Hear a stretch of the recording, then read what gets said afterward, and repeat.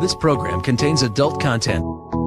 Is there a God? Big atheist. Really? What, am I, an idiot? Come on. That yes, it would be nice if you could throw your sins and your responsibilities on someone else. But it's not true. It looks like far-left lunacy. I don't believe that it's true that religion is moral or ethical. You don't need to follow anybody! It's not human intelligence! If someone doesn't value logical consistency, what logical argument are you going to give them that will demonstrate that they should? Hello and welcome to the Godless Rebelution. Today is Tuesday, February 19th. This is episode 239. Woo! I am Dan Ellis. I might be Ryan Duffy this week. Yay! And I'm not Matt. No, you're not. I'm not. You are the wonderful Mr. Grant Larimer sitting in for Matt this evening. Thank you very much. It's nice to be back. Yeah, thank you. I know Dan can't tell, but he wore purple tonight just for us. I wore purple. The purple dragon rides back. Thanks for coming in, man. I really appreciate it. Yeah, happy to. It's been too long. Yeah. I like when you're on the show. It's a lot of fun all the time. It's fun, yeah. I dig it. Well, tonight we have Nick Fish joining us for an interview. That will be a lot of fun, I'm sure. He's a great guy. Yeah. I'll dig him a lot. His second appearance. Yes. Hasn't been on the show for a while, but yeah, we'll have to get him on here more often. Yeah. So I called it. You called it? I called it. Go! Oh, I called that Donald Trump would declare national emergency to fund his stupid goddamned wall. No one saw that coming. Yeah. What I didn't call is him saying that he didn't need to do it in the same fucking same announcement. Yeah. Exactly. It's a national emergency that I don't have to declare a national emergency. Yeah. That I've been planning for like months. What a dumb motherfucker. Yeah, you wouldn't have guessed he would give all the lawsuits now coming out the ammo they needed in the same fucking speech. It's like, holy shit, dude. Like, you're so fucking dumb that you don't even realize you just undercut the entire fucking thing that you just announced. Yeah. And one other thing about this. How often in the news do you hear about people being killed by the MS-13 gang? Not very often, unless it's news coming from where, MS-13 is... Breitbart. Yeah. Oh, but I thought MS-13 was like all over the infiltrated the United States, streaming across our borders. Yeah, and they're murdering people like fucking like it's Christmas. Is that a typical time when there are a lot of murders that happen from street gangs? Yeah, I mean you get a lot of gifts. It's like the Christmas murders that happen every year. It's like that every day now. That's when Poppy gives out the bullets. All right, they're trying out their new gifts of guns and their new weapons that they've received. Yeah. They're stocking stuffers. Here, Derringers. Here, kiddies. Come and get it. Oh, great. I got a Glock 17. That's just what I've always wanted. Yay. Can I go to the playground, Daddy? Where's the safety? Oh, it doesn't have one. Yay! I'm a big boy now. I don't need a safety. Yep. And even the serial number's gone, too. Yay. I love you, Poppy. Wow. Nice. But yeah, I knew he was going to do it, and he did it. I said, I just didn't realize that he would be like that. We all know he's fucking dumb, right? I guess I still underestimate just how fucking awful and stupid he is. Yeah, I don't think they can use the excuse that the teleprompter broke this time. Yeah. And the teleprompter broke, and I didn't know what to say, and so I made some shit up. I started rambling a little bit, and then I rambled some more, and then I had to go potty. You heard about the teleprompter thing, didn't you? No, what? So, like, not that one, but like a few weeks before when he gave another public address, and he started going off on the gangs killing people and the rapists. Right. They're like, his about how they transport women across the border. They're like, well, his teleprompter, his teleprompter broke, so he was just going off the cuff. And all of that. So when he was saying that, I was like, this is from Sicario. This is how Sicario 2 opens, with prayer-rugs out in the desert, and them transporting people in the back of a truck with duct tape, Like, did he just fucking watch Sicario and now he's just telling us? Yeah, like the plot. He's like spoiling the movie for everybody. I was trying to think of the actor in that one, the dude. The dude. No, but Del Toro. Benicio del Toro. Yeah, Benicio. Yeah. I just wanted his name to pop up in a speech next time. Then. Benicio del Toro is smuggling people across the border. It's insanity. We need to build a wall. We need to get Will Smith back on the streets as a cop. You need to take his speeches and then like tack on the closing credits from the associated movie. I figured that they would all end with the little clip from like the end of Larry David's show. I know which one you're thinking of. Can't think of the name of it now. But there's that internet and YouTube meme, right, where somebody does something and that music play stupid, and then they roll the credits for that. Yeah. That's how I figure every Trump speech should end, is with, we should just with the do credits that. from that. or the Seinfeld thing. I mean, Yeah, just fucking nuts. Well, what have you been up to? You haven't been in the studio for a little while, Ryan. Yeah, I went back to Wisconsin, surprised my mom for her birthday, which went very well. She was extremely surprised. Oh, yeah? So how did it all go down? Well, so my mom came home from work late because she had to go to Target. Uh-huh. So I yelled at her for that. Uh-huh. But, damn it, Mom, going to get groceries to feed us. Yeah. Well, we had cooked her dinner. Oh. Which she didn't catch on to right away. Now you're late for a dinner that you didn't know was happening. How dare you? She was just wondering, like, why is there so much asparagus? We can't eat all that. Oh, family. But so Sarah was actually sitting in a recliner, and I was kind of sitting behind it, trying to keep my nephew quiet. Like, you gotta be quiet. It's a surprise. Grandma's here. Yeah. If you're making a lot of noise, she's gonna know what's up right away. Yeah, she walked in the room and saw my brother and saw her grandkids and stuff. Then she saw Sarah, and my mom actually goes, I saw Sarah first, and was like, wait, if she's here, Ryan's here somewhere. So she was pleasantly surprised. She said, best birthday ever. Nice. That's very good. Yep. I'm happy that she was happy about it. And then I got laryngitis. Awesome. So how did you get laryngitis? I think my niece gave it to me. Oh. She sneezed in my face at one point. Little germ factories. Yeah. Kids. Blech. That's what I told Sarah. Sarah said, who do I gotta kill for making you sick? I'm like, I actually think it was Zola that made me sick. She sneezed in my face. She's like, she's too cute. I can't kill her. Maybe I'll just maim her. But then my mom also got sick. That's why I think it was one of them that got us sick. Probably. I mean, you can always blame it on the kids. What are they going to do? Yep. Not much. You're too tiny to defend yourself. Fuck off. But it was cold as fuck in Wisconsin because I was there at the very end of the polar vortex. Yeah? Yeah. Oh, that's right. Before you went out, we were talking about how fucking cold it was going to be. Yeah, there. I think when I landed in Milwaukee, the temperature itself was like -8. With the wind chill. I don't know what it was with the wind chill, but like -50. The guy that was getting us, so I got my rental car. It's about an hour 20-minute drive from Milwaukee to my Oshkosh. Mm-hmm. I think the car warmed up about halfway there. Finally, the thing ticked off a cold. I'm like, oh wait, it's got heat. Oh man! Do the boiling water challenge. I didn't do that because I was like, it's fucking. I left Salt Lake Airport. It was fucking like almost 50 degrees. Yeah. I land in Milwaukee and it's -8, and I'm like, fuck this. I'm not going outside. Nope. Going not home. for a YouTube video. Turning around. Jumping on the next flight back to Utah where it's warm. Yeah. Yeah, that's about how it felt. Oh, man. Well, I'm glad that you're back, that your mother was happy, and that you're over the laryngitis. Yeah. Yeah, that's good. I can talk and people don't like it. Awesome. Yeah, I got... So, people in the audience don't know, but Ryan's way of announcing that he wasn't going to be on the show was to record a little audio clip and send it. Well, I think it said my voice is fucked. Yeah. Hey guys, this is me. My voice sucks. So, and then you just kind of trailed off, I think. And I probably lost all moisture in my throat to keep making words.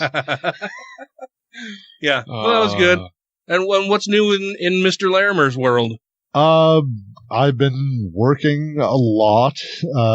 My team was reduced from 4.5 people down to me. Wait. So, what is a half person? Did you have a midget? You guys hiring Oompa Loompas? No, we had one person who was half-time with us. Oh, okay. Half-time. I didn't think you worked at a chocolate factory. But just a lot of work. Yeah. So it's been busy. The fun thing is, a little while back, I did the whole genetic thing. Mm-hmm. Because I'm adopted. So I have no really strong background knowledge of. So I did the 23andMe. I did the genetic thing, and so surprise, I'm European. What? Who would know? No secret Jamaican grandfather or anything like that in my family tree. But about a month ago.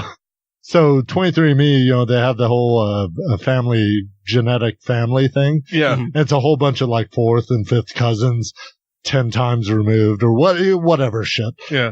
People.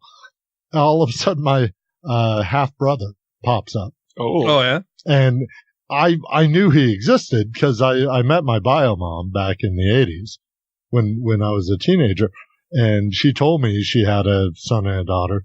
And he popped up on 23andMe. And so I'm like, okay, cool. So I sent him a quick message and said, hey, is Kathy your mom? Because he had the same What's up, bro? I lost touch with Biomom back in the 80s.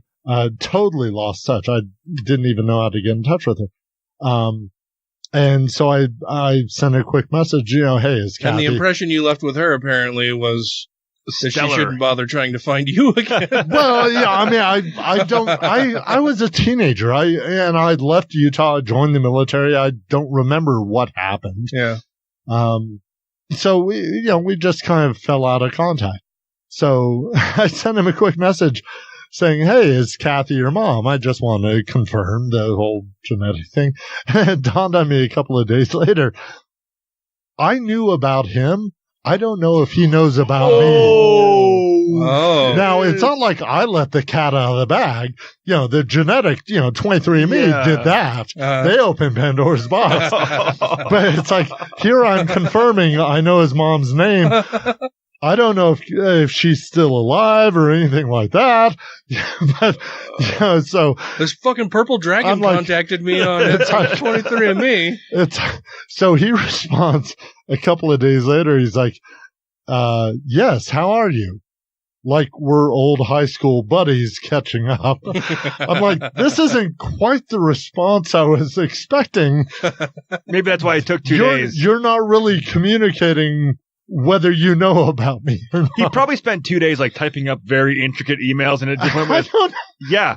How are you? So I respond, I'm good. How are you? I met your mom. I figure he how's the weather where you are? 2 and 2 together by now. And so I met your mom back in the 80s. We had dinner a few times. But lost touch. Would love to catch up with her. This sounds like you had a fling with his mother. It does. You're contacting him. Which is your but mother. 23andMe is like saying we're brothers. I mean, it's not, not that. I figure you figured it out by now. And no response. No response for weeks. Uh-huh. And then I sent a follow-up message saying, I didn't mean to be too creepy here, but well, yeah, essentially, yeah. I obviously I know about the situation, and if you didn't, I understand this might be a little awkward for you. Sorry about that. But here's my contact information. If you or your mom or whoever wants to get in touch, and again, no response. And I'm like, I don't know what the fuck is happening up in Oregon. I mean, the whole family might be like, what the fuck? There's this guy down in Salt Lake. He's our brother. I don't. Yeah. So it was kind of. It was so just you a still whole haven't received lot of. Another response? Well, so just a couple of days ago, he finally sent an email, and he had been really busy with stuff, and that's why he hadn't responded. He kind of caught me up on a few things. And sent Biomom's email address, and said he Googled me, and the two things he found out was I'm a software developer for the VA, and that I started up some group called Atheists of Utah. I'm like, oh shit, okay. And he's a devout Christian? Well, okay, so first off, I mean, in my response, I kind of corrected that. I didn't start I know my name is associated with the group quite a bit online, but no, it's been around for decades. I didn't start it. I was just on the board for a few years. But then he sent me a friend request, and between his Google search and the friend request, all of a sudden, it was literally just last night, I had this existential dread wash over me that didn't dawn on me. What the fuck if my bio family, who I've only met Biomom, what the fuck if my bio family is like some psychotic right-wing like MAGA Trump supporting anti-vaxxer psychos? It's like, what am I going to do with that? Please tell me they're an organ growing weed. Am I supposed to? I'm trying to reconnect with them. Do I say, "Oh, sorry, my mistake"? Never mind. So, but I look at the guy's Facebook page, Bio Brother Facebook page, and yeah, he's pretty mainstream. So, so yeah, it's kind of working out, but we'll see what happens. He's a Catholic priest somewhere. No, he's a massage therapist with a chiropractor. A chiropractor office. Well, so so I don't know what to do with that. So not entirely mainstream. Yeah. Well, I'm not seeing any anti-vax things or like raw water things on his website. So. On his Facebook page. You just haven't run across the post there's where some he's hope. Cured somebody's cancer through his touch and massaging their auras. Yeah. So we'll see what happens. But I like going to the massage place once in a while. Oh yeah, probably not at a chiropractor's place, but no. The other kind of massage place. I have been to a chiropractor once, but I think they weren't like a whack, like, well, this is going to realign this. Like, they took legit x-rays of stuff, and they're looking like, okay, yeah, we can see right there, this disc is doing this, it's pushing against this, which is causing your pain. So let's adjust it. Yeah, I've gone to the chiropractor in the past as well, before I learned that it's bullshit. Well, it helped me. Well, I initially thought that it had helped me also, and then I started thinking about the amount of time that passed between the first time I went in and when I stopped going, and the drugs that I was taking to help, and the other things that I was doing. And then the next time I hurt my back, I thought, well, I'm not going to go see the quack. I'll just see how this works out. A physical therapist. And it was the same amount of, it's like, time and putting some effort into doing other things to fuck it up. Mine was immediate release. Oh yeah, like I was in pain. Like I was like, hey, if I hit a bump in the road, I'm feeling it. Like it hurts. And he popped it. I'm like, oh, that feels so fucking good right now. Like, oh my fucking god, that pain just left because I actually had not like a slip disc, but like I shifted something on my spine and it was actually pushing on a nerve. So he just like pushed it back so it wasn't pushing on the nerve anymore. Oh, good. Well, good. So that was like legit actually helped. And I haven't had it happen again since. Super. Well, good. So I was creating all these scenarios in my head that it ended up not being a thing, but it was, it's interesting. So now I have this whole like bio family up in Oregon. Yeah. We'll see what happens. I'm not. They're all 3%ers. I don't know. It's not like I'm looking for a family or anything. My family is my family. That's the thing about being adopted and always knowing you're adopted is that my family is my family. Right. The whole genetic connection never made sense to me. So they're not my family. It's not that they're irrelevant, but yeah, they're just biological connections. Yeah. It'd be interesting to connect with them and kind of swap some stories history, and all maybe. That. But it's not like they're family. Yeah. Well, family's what you make of it, and my dad's weird about it. Like when I adopted Gray, his first question I think was, "So are you changing his name to Ellis?" I'm like, "No." Well, why not? Because I'll let him decide if he wants to do that later, and if not, it's no big deal. And he's like, "Well, how's anybody going to know he's your son?" Like, I introduce him as my son. I'll be introducing him that way, and he'll call me dad, and he'll be living with me, and I'll be raising him and supporting him and loving him and caring for him. Like, what the fuck does his name have to do with that? Yeah. Well, how's he going to carry on your name if he doesn't have it? I'm like, what the fuck would it matter if he carried on my name anyway? Because he's not passing on my genetic material. Yes. That's just false labeling at that point. Call the FDA. My dad's weird about shit like that. He's weird about a lot of things, but I never understood that whole bit. Well, and that's why the whole genealogy thing never. I never connected with genealogy either. Because what the fuck family do I look up? There's my Larimer family, which is my adopted family. And, there's some fun things. I mean, my great-great-great-grandfather founded Denver, some shit like that. Unless I'm like Elizabeth Warren and that's just a family myth that, that I was just told and I've never actually researched and might be wrong. Yeah. But so nothing against Warren. Or my genetic family, who I know nothing about. What would I research in genealogy? So I've just never researched anything. I don't know. Yeah. I think it would be interesting to do the DNA thing, but I just haven't. It was just fun to. I didn't do it to track down biofamily. I did it just because I was curious what regions. Obviously, I figured I was European, but what regions I was from and all. Yeah, I've often wondered if maybe I'm not European. Like, where do gingers maybe come from? There is like that, kind of 10% Ashkenazi Jew in me or something like that. Yeah, I don't look in the mirror and go, I wonder what my ancestry is. I'm British and Swiss. I mean, surprise. I wonder how many families that has ruined. What, the genealogy? By finding out, motherfucker, I'm adopted?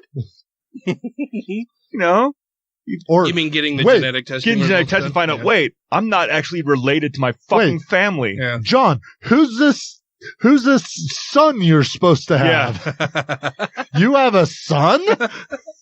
Well, maybe that's the other reason I haven't done it is I don't want, somebody in their 20s or early 30s, maybe.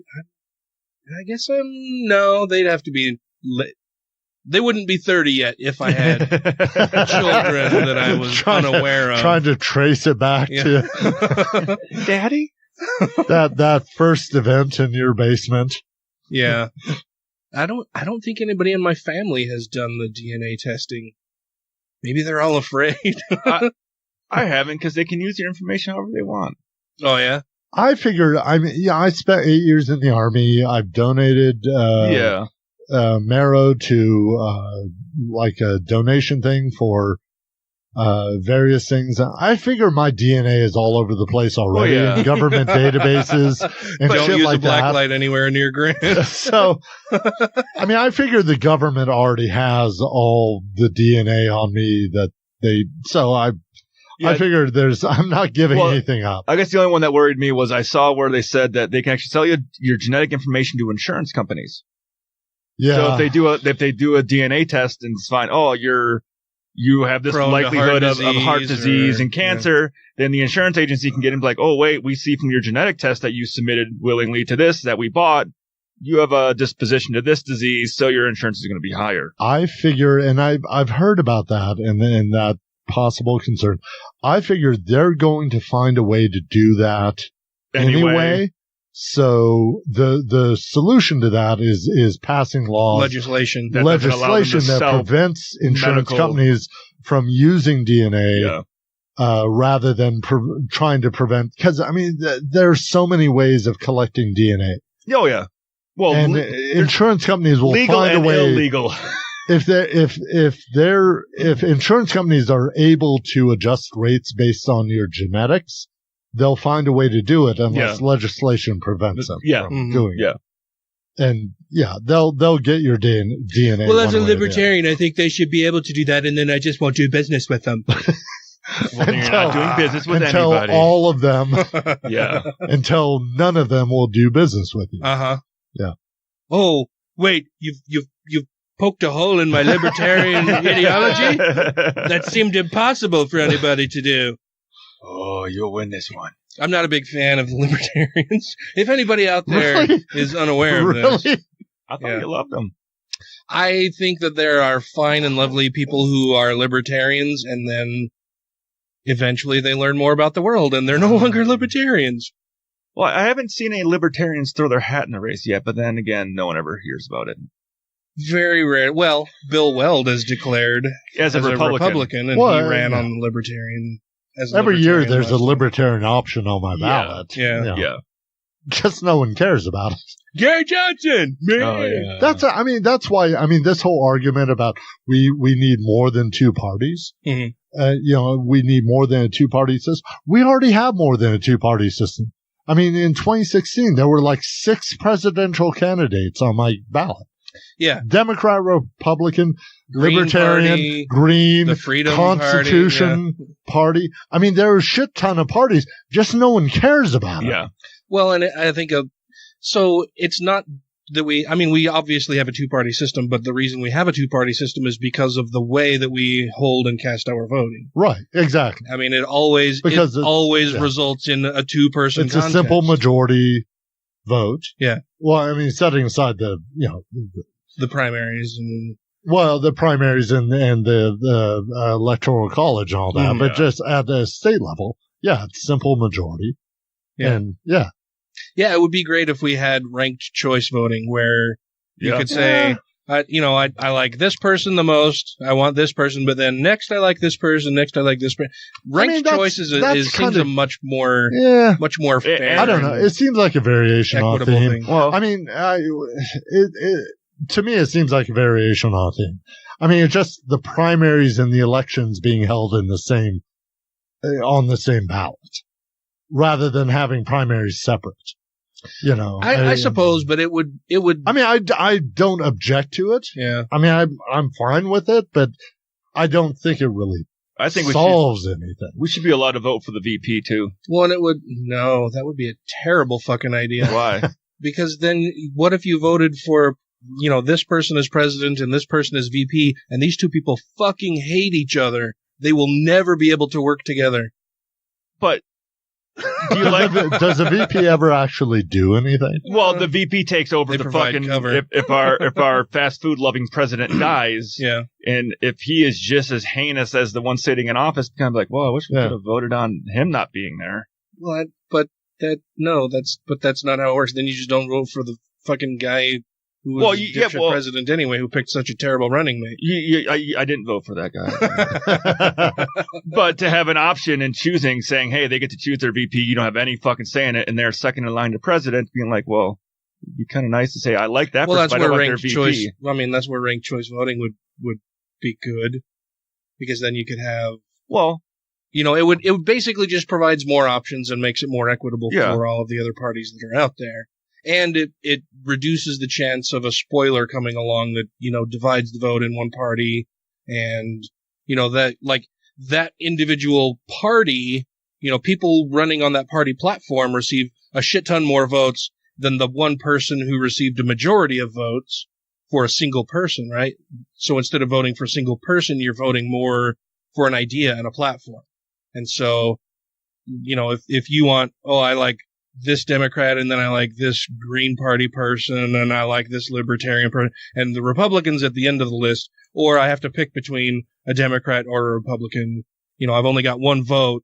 It it allows a better ranking of people who are in the race so that it's more fair and equitable. And like I say, reduces the chances of a spoiler coming along who's going to take just enough votes away from the one person who had a decent chance. Yeah. Well, and that makes sense. I tend to think that it just doesn't address the underlying problem in politics altogether. It's like it's addressing symptoms rather than the root money cause, which is the money issue. I mean, people talk about there's a ton of election reform that should happen. Multi-party system. We need more than 2 parties. We need term limits, which I think is ridiculous. Yeah. Which all term of that is just the symptoms of the problem, and the root problem is the money. And getting money out of politics. Yeah, I think it would be fucking awesome the fundamental if problem. we could have publicly funded elections. No donors. Yeah. And strict time limits on this is when you start campaigning, this is when you end, these are the number of debates we're going to have. Strict limits on lobbying. Yep. The amount of money that you can spend, no outside money can come in at all. That's the root problem we're having. And all these other things are ancillary. And then even when they get into office, they spend so much of their time just continuing to try to raise money for the next time they run, they have or to. for other candidates who are running. And they have no choice. You can't really criticize them for it because that's what they have to do. That's the way the system is set up. Well, you can criticize them for not doing something to change the way the system is set up. Exactly. But I mean, once they're in it, they have to follow that. But they should, I say should. I would like them to work on other things to change the system, but they don't. Because instead of senators sitting in their office spending a majority of their time trying to collect money for their party. Yeah. And term limits aren't going to solve that. No. That doesn't solve the money issue. Well, and I mean, honestly, the term limit that is set should be, that when you stop getting votes from people because you're not representing them.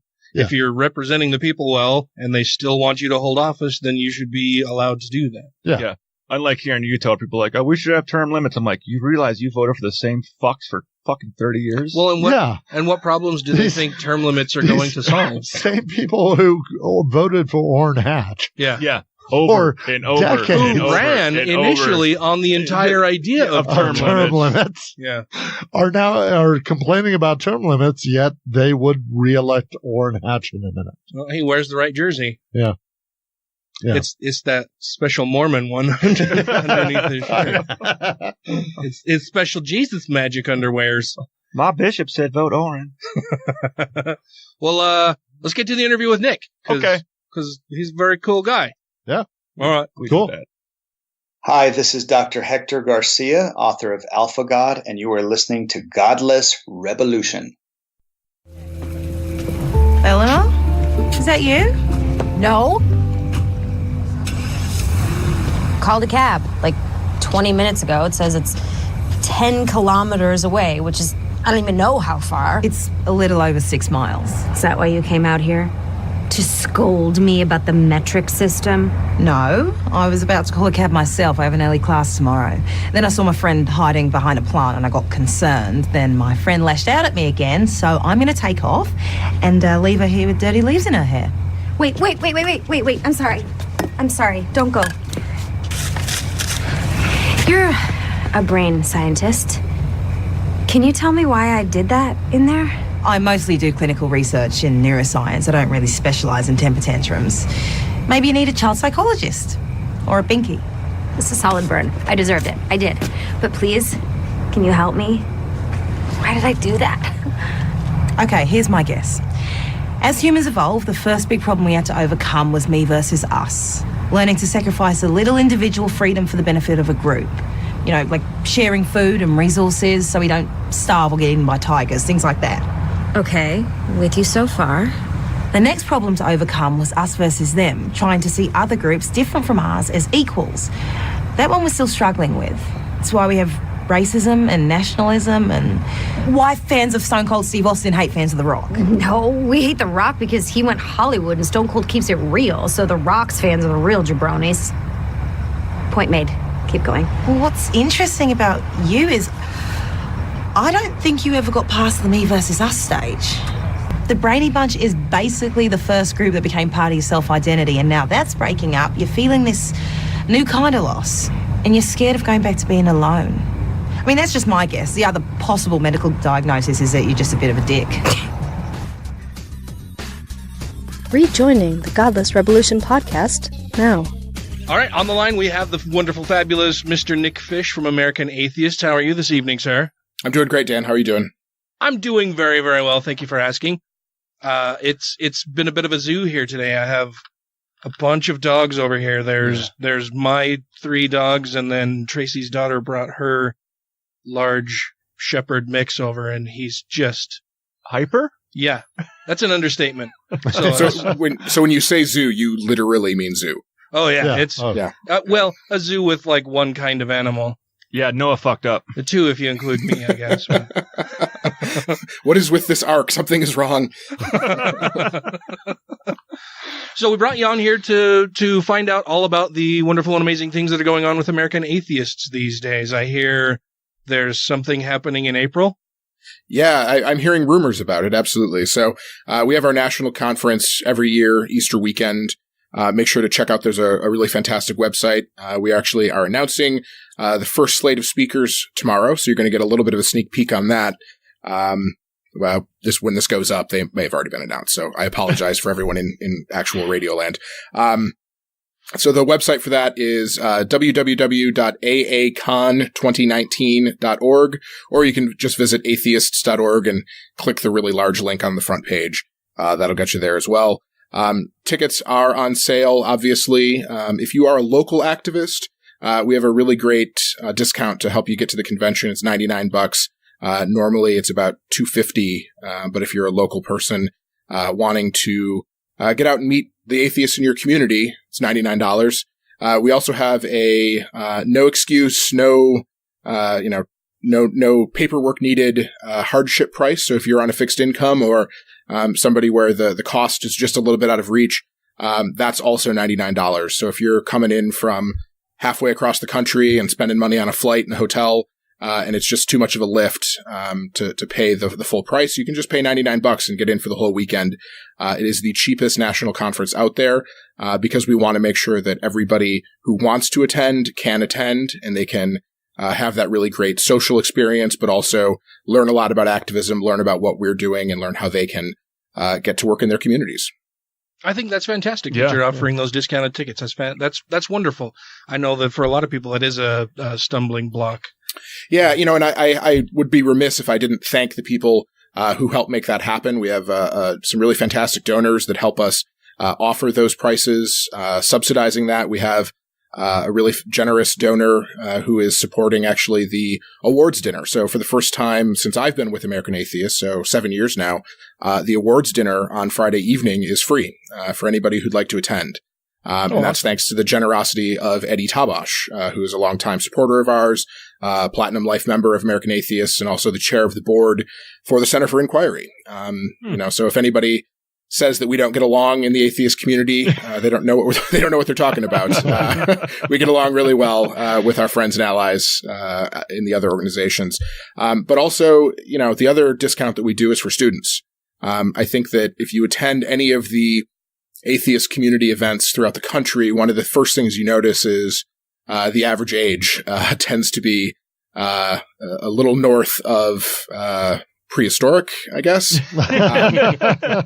Which, again, I don't want to besmirch the people who have been fighting the good fight for 30, 40, 50 years. But the only way this movement and this community can continue is by having an injection of new blood, new ideas, new views, new vision, and quite frankly, new people. And so we are really, really pleased to be able to offer a $50 admission price for all students. So if you're a high school student, college student, whatever, it's $50. And that's pretty hard to beat. That gets you everything that the full admission does, and gets you there and gets you plugged in with your community, gets you plugged in with a lot of really fantastic activists. Because again, this is about capacity building. This is about laying a groundwork for the work that we're going to need to do over the course of the next 2 years, 5 years, 10 years.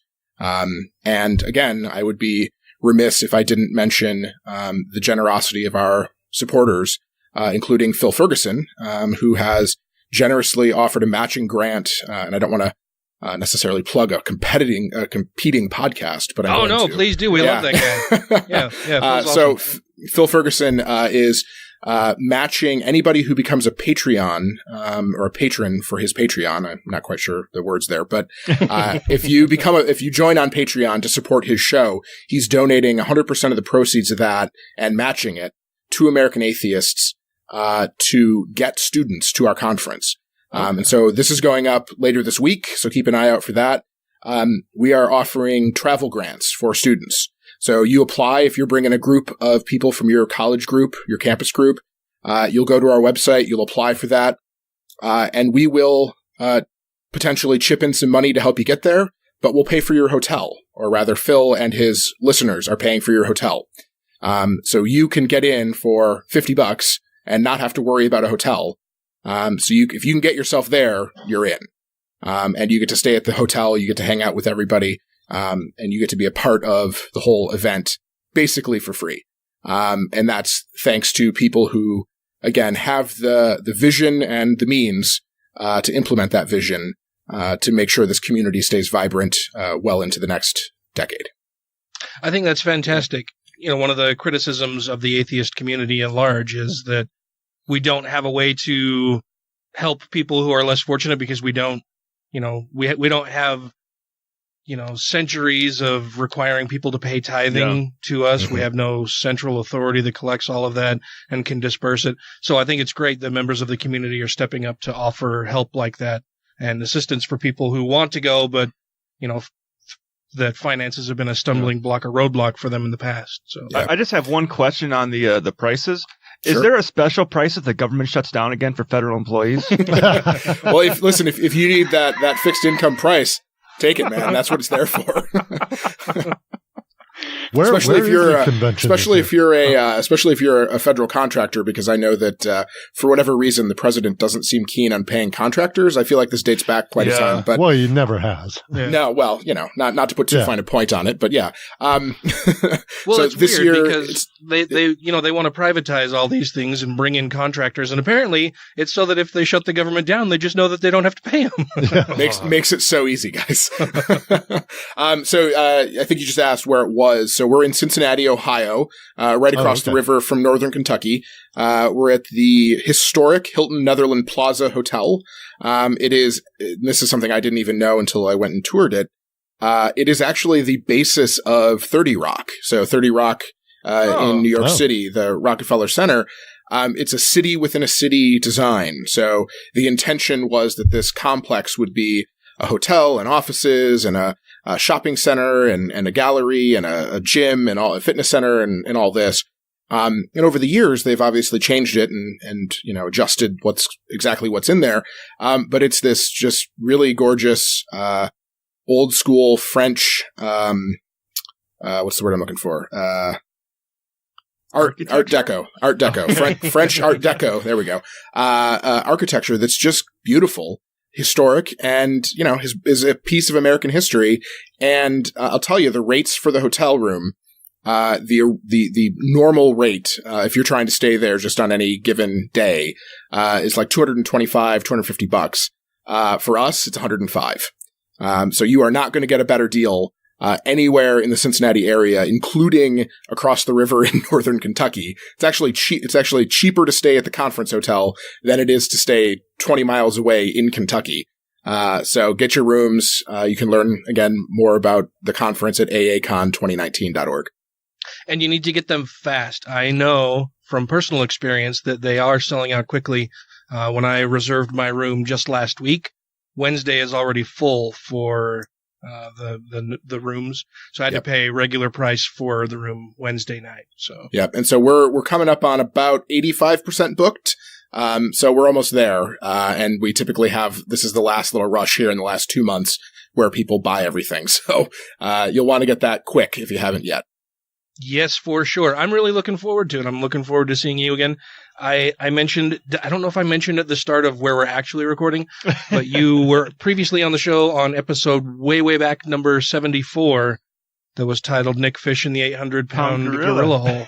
And it didn't seem like it's been that long since you've been on the show. Well, I'm trying to remember, Dan. Why was I even out in? Because I was sitting in your house when we did that. Yes. Right now, I'm sitting in New Jersey, obviously. But was it after the convention? I think it was. And it was after the convention. For something. You came to Utah to talk to us about something. And I attended the event where you talked to us about that thing. Was it a Salt Lake event or was it a college event? It was a Salt Lake event. It was a Salt Lake event. I think I was there I was doing like an LGBT event conference where it was something about a bunch of faith leaders, and they sort of invited us. Oh, yeah. To make sure, because there was some just right-wing nutbag, something with family, freedom, whatever, the standard adjectives that they put in their name that are... The Eagle Forum. Yeah, exactly.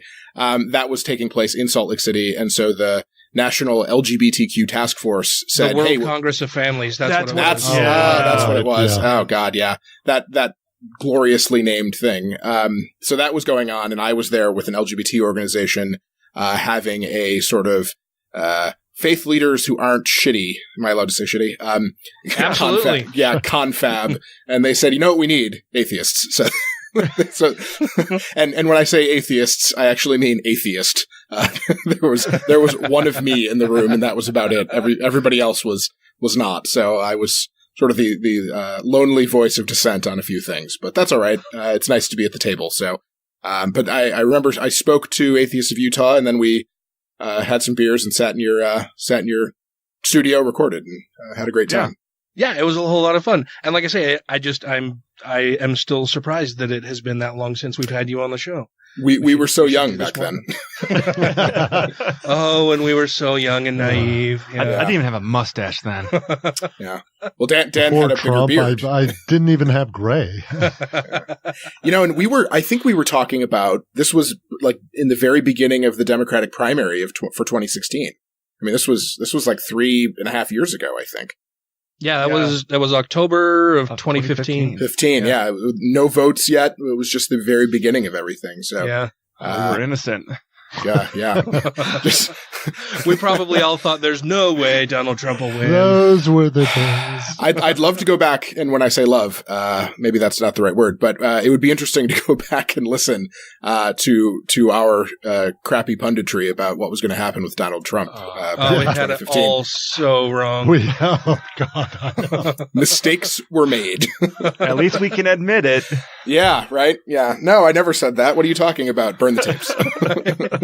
Well, I don't know. I think maybe I placed too much faith in humanity, and I've learned my lesson there. Yeah. I don't know what else I could have done or said that could have made it any better or would have made me less shocked when it all went down. I am very willing to admit that I very much underestimated the intelligence of a vast swath of the American populace. Or you overestimated it? Or overestimated.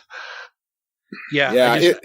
Man, yeah. Because I remember saying, man, if he gets nominated, it's just going to be a clown show, and who knows? Like, there's no way he'll win. Nobody will vote for that, especially the Christian right, because he's a thrice married philanderer who doesn't know any single book of the Bible, and yet here we are.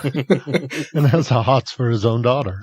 Yeah. Well, two Corinthians walk into a bar. Yeah, I guess it is. Yeah, that's fair. That's very fair.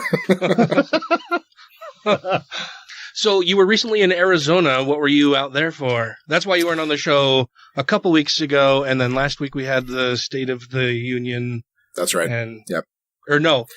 So 2 weeks ago was the State of the Union. Last week you were in Arizona. Yeah. That's right. Yeah, and so I was actually down in Arizona launching a campaign with our partners at the Secular Coalition for Arizona. It's called the License Plate Hate campaign, where we have recently exposed the fact that Arizona's In God We Trust license plate. So many states have these license plates, right? That say "In God We Utah's Trust." one. Yeah, we have them here. Yeah. And so some states, they make it, and it's kind of interesting. There are like two ways that this can go south very quickly. One of the ways is it's part of Project Blitz, which I can talk about later, but where they basically put "In God We Trust" on anything that moves, anything that doesn't move, anything owned by the government, anything operated by the government. They just plaster "In God We Trust" on everything. So some states have done that. Florida, Indiana. Some states you can't even get a plate that doesn't say "In God We Trust" without paying a special amount of money. So that's wait. You have to pay to not get "In God We Trust"? Because the standard design is "In God We Trust." And so if you don't want "In God We Trust," you've got to buy, the Packers plate or the, student plate or the whatever plate. So that's one problem. But I'm going to put a pin in that, and we're going to talk about this other problem that we found in Arizona. And so in Arizona, they have this just massive commemorative plate program where a bunch of nonprofits are getting money from specialty plates. And for most of them, it's pretty self-explanatory. And in fact, the Arizona Department of Transportation's website says specifically what's happening. So if you want a, Arizona State license plate, as in Arizona State, the university, that money that you pay, so you pay $25 extra for your specialty plate, $17 of that goes to support whatever group it is that your plate is supporting. And so if you're buying the Arizona State license plate, $17 of it goes to Arizona State University. If you buy, an education plate, $17 of it goes to support the Arizona Department of Education Fund. These things make sense. An environmental group gets one about, protecting our wildlife or protecting our wildlands. The Navajo Nation gets one for the Navajo Nation, and so on. Well, there's one that is that says just "In God We Trust." And the way that it's stated on the Arizona Department of Transportation's website is that the $17 goes to support our national motto, defending religious freedom and the heritage of Arizona and our nation. That's all it says. So it doesn't say. Does our national motto have mortgage that it needs to pay? Right, seriously. It doesn't say exactly who it's going to. And in fact, not only does it not specifically say it on the website, the people at ADOT don't even know. So we called ADOT. We said, okay, where's this going? I mean, it's a commemorative plate. It says it's going somewhere. Where's it going? They didn't know. So we escalated to know. You would think. They're writing the check to somebody. Yeah. And so what ended up happening is we had to go in and say, okay, get us to the Department of Treasury so that we can try to figure out who the hell is getting this check. And so we actually asked, the fastest way to do it was we asked a member of the Arizona State Senate, Senator Juan Mendez, who is an open atheist. And we said, Senator, can you just track this down for us? Because we're getting nowhere. And, the open records request is going to take however long. Can you just check on this for us? And so he checked. And the check is being made out to the Alliance Defense Fund, which, for students of history know, is the former name of Alliance Defending Freedom. Alliance Defending Freedom is probably the best or the most well-known, their reputation precedes them in church-state separation arguments, but most specifically in quote-unquote religious freedom litigation. So they are the people who created the novel idea that religion gets you out of anything. And by anything, I mean serving gay people and providing healthcare for women. So they are the ones who, back in the Lawrence v. Texas days, advocated for criminalization of sodomy. These are the people who fought against recognizing marriage equality. These are the folks who have been fighting tooth and nail to exclude LGBTQ kids from anti-bullying rules. These are the people that support torturing children with conversion therapy. These are people who are working internationally to criminalize sodomy once again. And these are the people who have fought at the Supreme Court and won on the Hobby Lobby case, on the Masterpiece Cake Shop case, and now on the Brush and Nib case, I think is what it's called, the calligraphers in Arizona who are challenging Phoenix's anti-discrimination ordinance preemptively. They're the ones making the argument that for some reason, same-sex marriage is different than any other sort of civil rights law, that you can treat LGBT people differently because Jesus. And that's it. That's the sum of their argument, is that for some reason, this is different. This is special. And they are recognized, people are sort of giving us crap for pointing to the Southern Poverty Law Center's designation of them as a hate group. We're not just standing by the SPLC's designation. You look at the things they've advocated, and their definition as a hate group ought to be self-evident, based on the things that they've said, the things that they've done, and the things that they've advocated for. But this is a group that has now received $1 million from Arizona drivers with zero transparency, with zero disclosure. Nobody knows that this is where it's going. And in fact, one gentleman who spoke at the press conference we had down there, his father had the plate. And this is a guy who is religious, and who is marrying his husband in a few months and has a good relationship with his father. And his father found out that, this license plate that he's had, because, he supports In God We Trust and, whatever, is supporting a group that's trying to take away his rights. And that's what this is about. This is about a group that is operating in the shadows and has a $50 million annual budget to support hate and to support tearing families apart, ensuring that, LGBT kids can be subjected to literal torture to try to pray the gay away. That's what this money is going to fund. And it's $1 million, in one state. And we're working on figuring out exactly how widespread this is. But it's operating entirely in the shadows. Yeah, they should be able to make it very evident, because I have firefighter plates on my car. When I go to renew my car, I see the little thing that says, $25 to the National Firefighter Association. Right. And so people should have on their that is not disclosed. Yep. It says it nowhere on Arizona's website. The staff don't know. Nobody knows. And so we put up 3 billboards in Phoenix. We got Senator Mendez to introduce a bill requiring that ADOT disclose exactly where this money's going for every single license plate, and also a bill repealing the In God We Trust plate. And, we've actually had faith leaders on our side on this. It's important to remember that this is not like atheists versus religion. This is reasonable faith leaders who understand what real religious freedom looks like. And it isn't the poison that ADF pushes. And that we need to maintain a strict separation between religion and government, and have a strictly secular government in place. And this shows exactly the reason why. Because we have people of faith who were standing shoulder to shoulder with us, opposing the work that ADF does, and saying that this is not okay, that $1 million of Arizona taxpayer money has gone to fund these people. It's not okay that they're weaponizing religion in this way, because they don't speak for all religious people. And I think that's what's most important for us to celebrate when we're building coalitions around fighting back on these issues, is that there are religious people who agree with us. And this isn't an atheist versus Christians issue. This is a religious extremist issue versus everybody else. ADF is not the majority. They're just really loud. And unfortunately, they have a lot of their supporters now in the federal judiciary, which is unfortunately why they tend to win a bunch of court cases. Not because they're right, but because they have stacked the deck and rigged the game.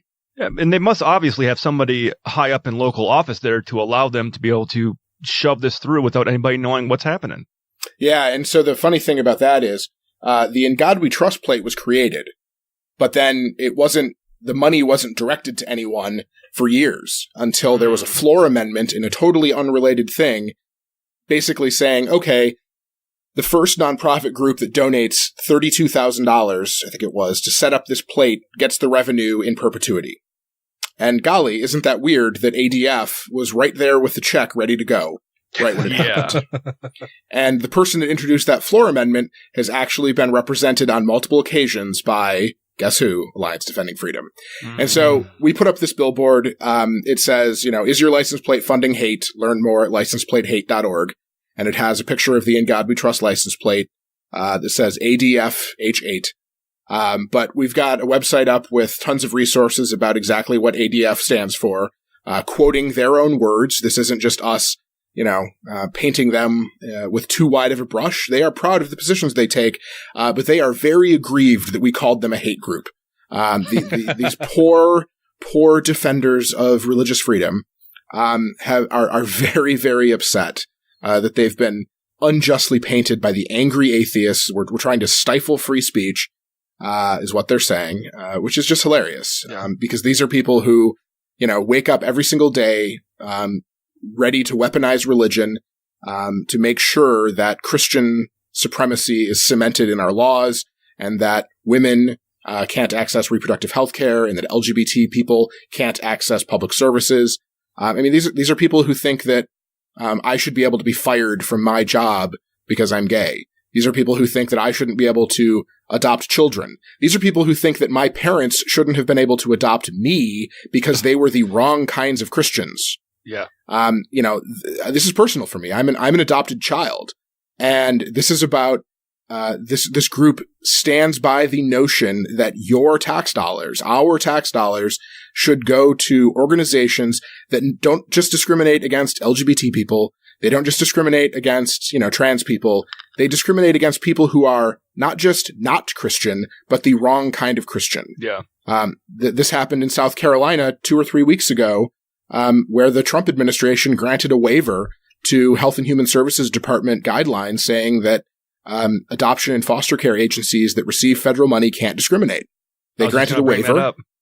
Yep, they granted a waiver, and now our friends at Americans United are actually suing, representing the woman who tried to apply, not to foster a child, mind you, but to be a mentor, just to be a mentor for young people. This is a woman who's fostered dozens and dozens of children. She's fostered children with special needs, and she wanted her family to be able to give back in her local community to the largest foster and adoption agency in the community that is federally funded, and it happens to be a faith-based agency. They turned her away, not because she was, in a same-sex relationship, not because she was an atheist, but because she was Catholic. That's what this is about. This is using religion as a weapon, and it's outrageous. And these people need to be confronted at every single step of the way, and need to be called out every time we see them, and need to be fought back against with everything we have, because it's a total corruption of the First Amendment and of religious freedom. Now, along those lines, have Jeff or Allison reviewed all of this? I mean, are there any pending lawsuits about this? I can't imagine that this is strictly legal for them to be giving government funds to a religious organization. It is now. Yeah, and so the problem with it is because people are affirmatively opting in. It's not like they're just designating money. You have a choice with what plate you want to get. And because of that, it is constitutional. It would be perfectly acceptable, for example, to have a World Vision license plate. If World Vision could pass could get somebody to introduce the bill allowing for the creation of the plate, and then would give the $31,000 or $32,000, they could get that. And if people wanted to buy it, we could do it. We could put up a design if we could get someone to introduce the bill to say, e pluribus unum. We could do that. Reason we trust. Yeah, exactly. We could do that. But Alliance Defending Freedom is not a church. They are a 501c3. They file their taxes just like the rest of us. They just happen to be a giant dumpster fire of religious privilege. And there's nothing illegal about that. But how are they affirmatively signing on to this if they don't even know that where this money is going? Right. And that's the problem. And so that's the avenue that we're trying to take. And so that's why Senator Mendez introduced those two bills. The one that's, about transparency. We would hope that everyone would be open to. But ADF is, sort of painting that as an attack as well. And here's the thing that, I'm probably not the best messenger for this, but this is a point that some of our faith allies raised on the ground. This is a corruption of In God We Trust, because there are people out there who view In God We Trust as a positive message, and we can disagree about that, and that's fine. But they view it as a positive message that's a sign of their faith, and that's why they got the plate. And they had no idea that this was going to this group. And if this is, as our opponents often say, this national motto actually includes everybody, if it's not meant as a religious motto, but it's rather ceremonial only, and it's about unity and blah, blah, blah, blah, blah. If that's the truth, why is our national motto, a plate that celebrates our national motto, why is that going to one particular religious group? Or to one particular group at all? Why isn't it going to the State Highways Fund or to the State Education Fund or whatever? Or to help the homeless like the church should be doing. Something that is accessible to everyone rather than to a group that literally is attacking millions and millions of people all over this country. We're not just tacitly saying, this motto doesn't include you. We're explicitly saying it because this money is going to support this group that's taking away your rights. And that's outrageous. And so the faith leaders and actually people on the ground who I talked to who had nothing to do with the Secular Coalition for Arizona. It's actually people I met in the hotel bar when I was getting a sandwich, and somebody I met when I was taking a tour of a venue down there. They said, "Oh, I looked you up and I saw the plate thing. I had no idea. I'm not even an atheist. But that's outrageous." And so, this is the sort of thing that, when they slink around like this in the shadows and play fast and loose with things, it gets people upset, and rightfully so. But it more importantly, and for people who are not us, right? For people who are religious, we have to remember that, 3/4 of Americans are in fact religious. For those people, that's why this is so outrageous, should be so outrageous to them, that this is a corruption of things that are supposed to be near and dear to their heart. And it's using, supposedly their values as an attack. And most people are not okay with that. Yeah, and you would think that if they knew that everybody would be fine with it, right? That nobody would have a problem with it, nobody would have any issue with it. You would think that they would be much more open about where this money is going and be proud to have their name next to that plate when people go and purchase it. But they know that that's not the case. Right. They know that they have to be in the shadows. Yep. Yeah, that's disgusting. I'm really glad you guys are looking into that. What other major initiatives have you got going on? Well, where to start, Dan? So some of the stuff that's coming out that we're going to be announcing and really leaning into after or during the convention and actually starting is a really big data collection process or project. One of the things that people don't really understand about the way that you have to do advocacy around the country is you have to have a starting point to sort of know where you're starting and then know where you're going and evaluate your success. So to start with that, last year, or during the summer, we released our first State of the Secular States report. It is a massive 125, 150 page report that lays out exactly the state of the law in all 50 states on more than 30 key policy areas. So things ranging from religious exemptions and civil rights laws to constitutional bans on atheists holding office, even though they're not enforceable, to constitutional protections of church-state separation, so no-aid clauses, constitutional no-aid clauses, state-level religious freedom restoration acts, state-level policies that ban people from discriminating in adoption and foster care, so on and so forth. I mean, it's a lot. So we released that last summer, so that we have a starting place for the work that we're doing in the states. So that's number one. The next version of that report will come out this year. It will be an annual report so we can track exactly how things are progressing in the states, how many threats are being put forward, but also how much progress we're making, and how many good bills are being introduced, how many good bills are passing, how many people we're actually impacting in the work that we do. So that's just on a policy level. The data collection process that we're starting will be announced in the next couple weeks here. We're going to send it out to everybody who's attending the convention, where we're starting with focus groups.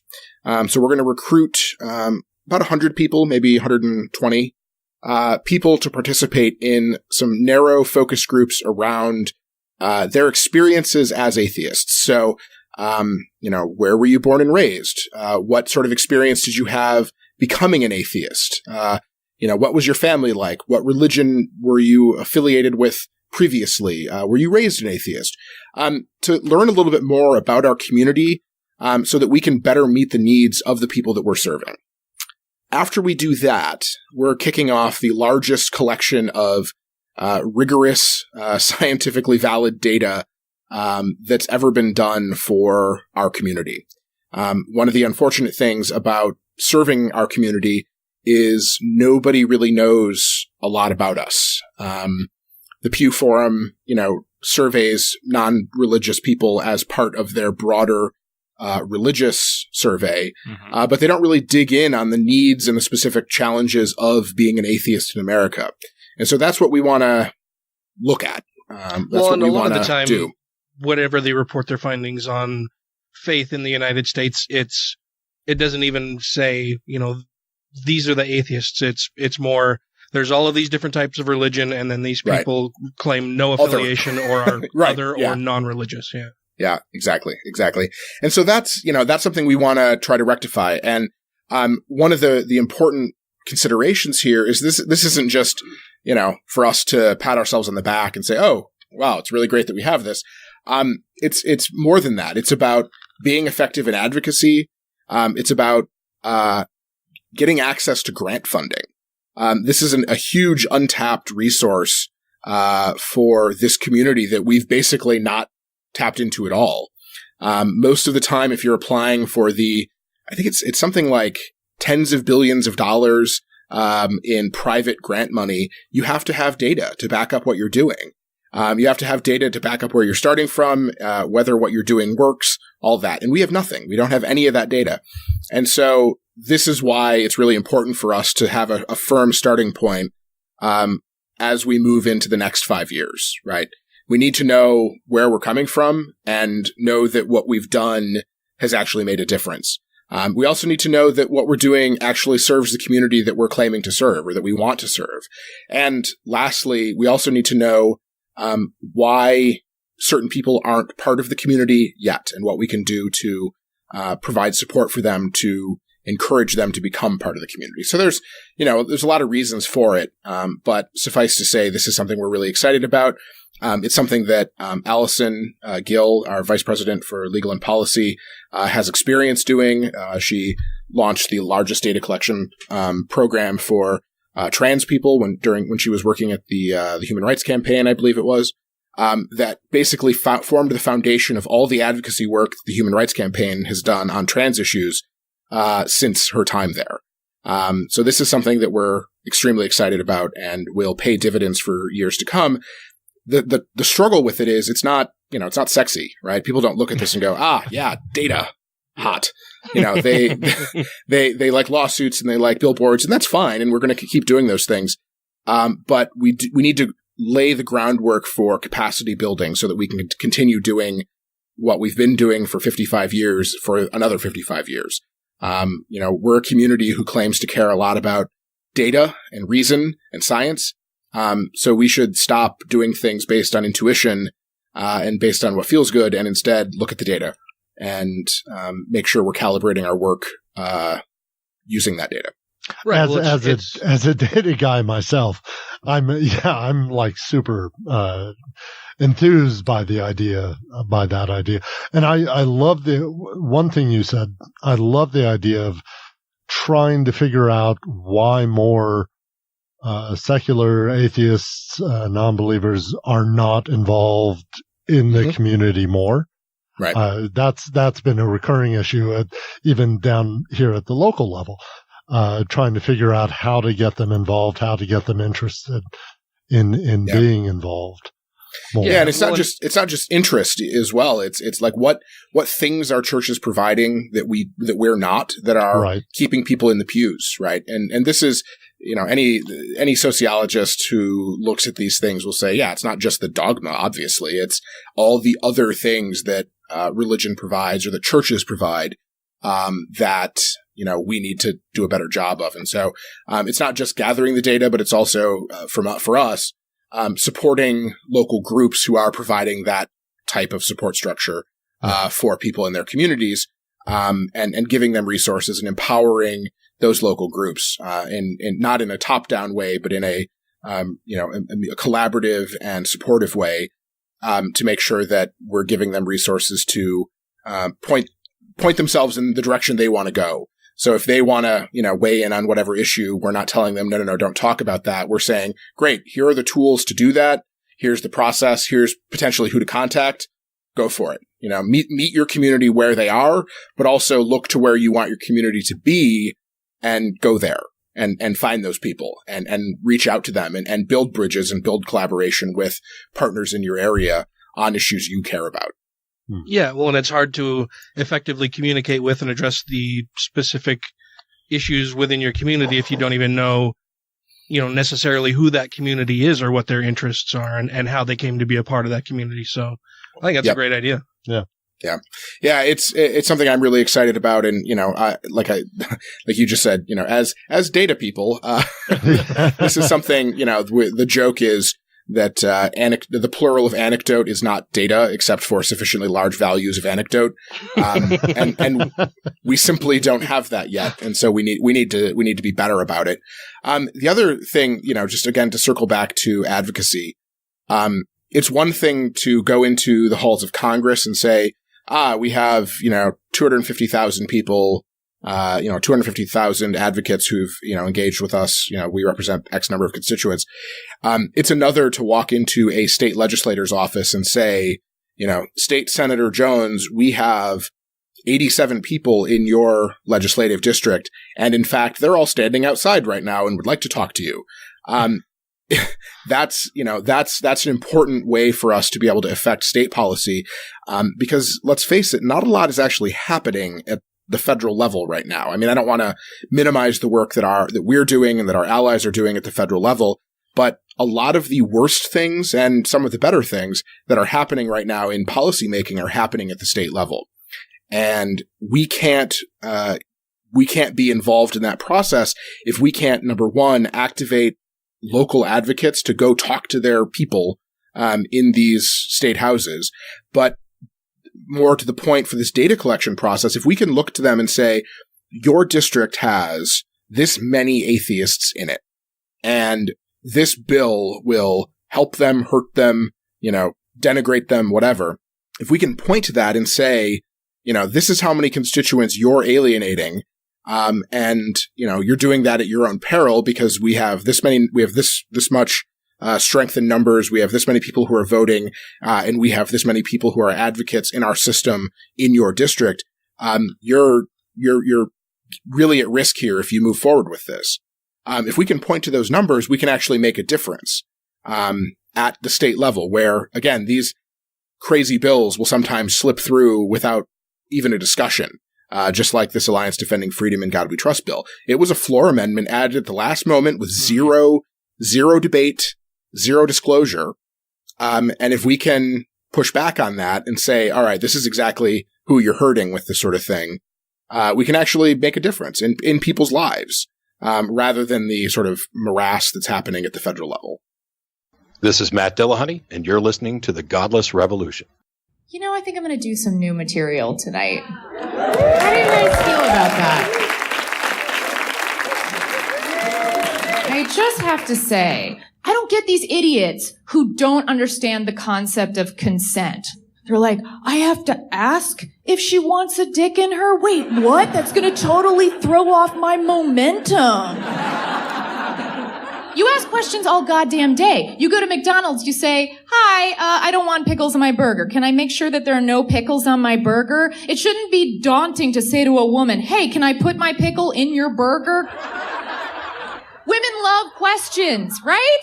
They love them. I get off on questions. Can I take you to dinner? Ugh. Do you want to meet my parents? Yes. Can I fuck you? Oh, now you can.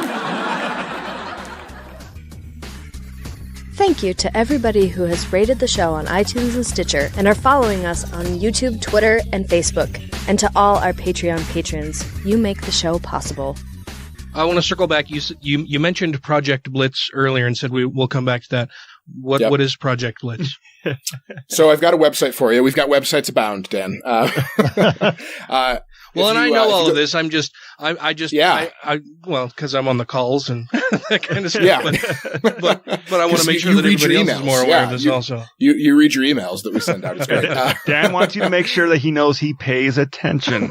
Yeah, and what is that again, Nick? Okay. So Project Blitz is, I'm sort of joking here a little bit, but Project Blitz is, I think, it's safe to say, one of the most dangerous attacks on religious freedom, on equality, and on the separation of church and state that we've ever seen.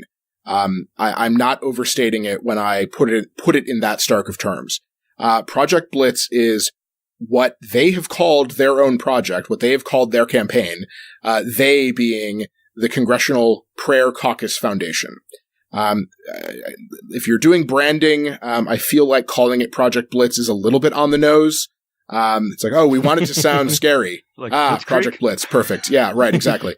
But literally their goal is to advocate for, push for, introduce so many bills that privilege religion and that, undermine church-state separation and undermine religious freedom, that we can't fight all of them. They say that explicitly in their policy guide. That people should introduce as many of these bills as possible because it will be like whack-a-mole and you can't possibly stop all of them. Those are their words. Oh, wow. That some of it's going to get through because they can't possibly track everything we're going to be doing. That's exactly it. It's the Trump effect. It's the same thing Trump does. He just inundates you with all this flood stuff the channel. That you can't absolutely. Yeah. Yep. That's exactly what it is. And so, the Congressional Prayer Caucus Foundation, it sounds innocent enough. people hear about the Prayer Caucus and they think, it's a bipartisan group of legislators. They get together and pray, I guess. And that's how they sell it. But in fact, what it is a group of Christian nationalists, who push this idea that Christianity and their version of Christianity is destined to rule this nation. That they occupy a place of privilege, that, they are the ones who should be ruling the country. That's their view. And these are people who, espouse a totally ahistoric narrative about the founding of our nation. They, in many ways, or in many occasions, there's a lot of overlap with dominionism. Dominionism, if you're not familiar, is, again, the idea that Christians should hold dominion over the earth and over our secular institutions. And in some cases, they're really closely aligned with certain segments of like Jewish extremists who try to – this is literally the case, by the way. I'm not making this up. They want to get as many Jews back into Israel as possible to bring about Armageddon. Seriously. Like, Jesus can't get here until they're all there. That's exactly it. And these are the people who are advocating for these laws. And so the laws that they're pushing, there are sort of three tracks of things. They start with stuff that appears mostly symbolic. So these are the In God We Trust license plates. These are the In God We Trust in public schools. These are, it's mostly just slapping In God We Trust on everything. Things that they can sort of write off as purely symbolic. It's about the national motto. Why do you hate the national motto?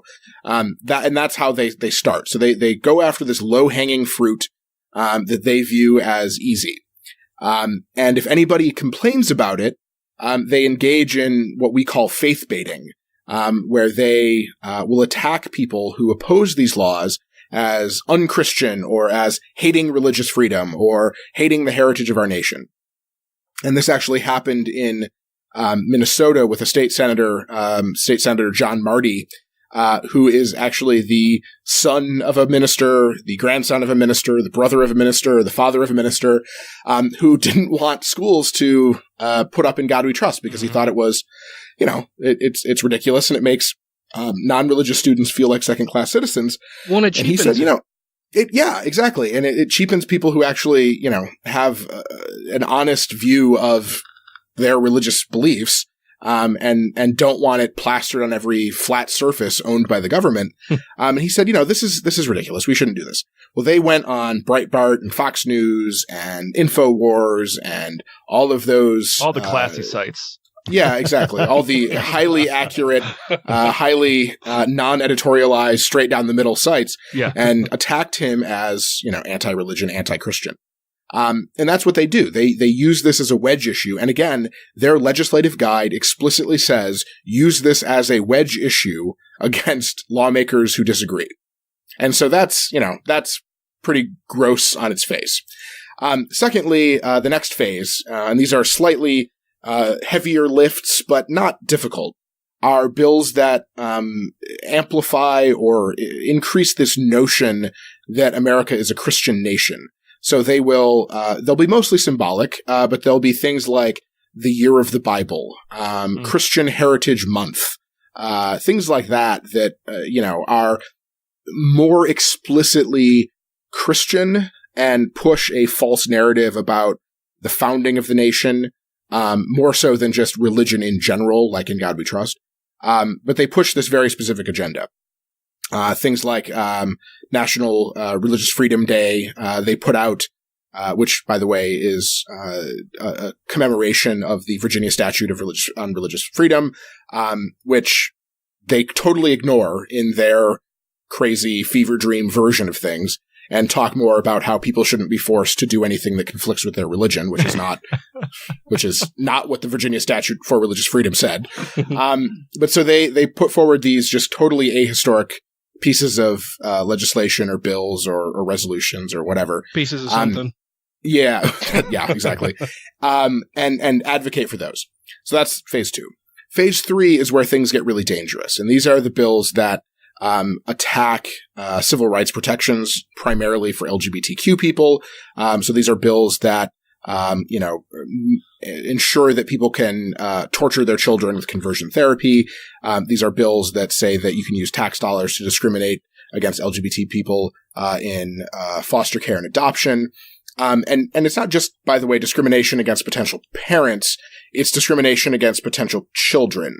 So they can use our tax dollars to tell LGBTQ youth, who, by the way, experience homelessness at, I believe it's a 4 times higher rate than non-LGBTQ young people. You can fact check me on that. I don't know what the exact number is. Yeah. It's something in that order of magnitude, though. They can just turn them away, or they can say, well, we'll put you in foster care, but it's going to be with a family that believes in conversion therapy. Or whatever. So in order to get off the streets, you're going to have to be tortured by somebody who, is going to use electroshock therapy to try to straighten you out. We're not making this up. This is what happens. Mm-hmm. And so it's laws like that. It's laws that, ban trans people from using bathrooms. It's laws that, exempt, basically create licenses to discriminate or licenses to bully that say, you can't discipline somebody in a public school as long as they're bullying the LGBTQ kid as a result of their own deeply held religious beliefs. That's totally fine. You're good to go with bullying there. Things like teaching the Bible in public schools and so on. So these are like the really, really dangerous laws that literally cost people their lives. And that's phase 3. And so this is designed to sort of snowball, to start with the easy stuff and build to the stuff that is really, really dangerous. And it's working. In just the last year, we've had, I think it was 2 or 3 states pass, foster care discrimination laws. We had again the issue in South Carolina where they granted the exemption. In 2017, I think it was South Dakota, Texas, passed this law. 2018, it was Kansas, Oklahoma, and South Carolina. And these keep getting introduced. We're monitoring bills all across the nation, and we've seen dozens of these bills introduced, and they're word for word exactly from the Congressional Prayer Caucus Foundation. This is again, coordinated, concerted campaign to stick this country with Christian nationalism and to create licenses to discriminate in every single area of law under the guise of religious freedom. And this is not religious freedom. This is Christian supremacy. Do you combat this by exposing the broader initiative or by mobilizing ground troops at the local level to fight each of these individual laws individually? I mean, how do you fight against this blitz? Yeah. It's a little bit of both. And so we're starting the point of Blitz Watch is to shine a light on this. We're working in coalition with people like Freedom from Religion Foundation, who, are great allies on a great number of these sorts of fights. But also PFLAG, the Interfaith Alliance, the Religious Coalition for Reproductive Choice, like groups that, are on the religious side of things that are looking at what's going on and saying, whoa, this is just a total corruption of religious freedom. This is not okay. And so shining a light on it, getting politicians to talk about it, getting the news to talk about it, getting local journalists every time one of these bills is introduced to say, this is part of a really big campaign. This is not some grassroots thing coming up from, enterprising state legislators. This is a group that has millions and millions of dollars in funding, that is pushing this stuff nationwide. I'm sure, a lot of us have heard of ALEC, the American Legislative Exchange Council. Is that right? That is part of the Koch brothers network. This is exactly the same thing, except for religious privilege.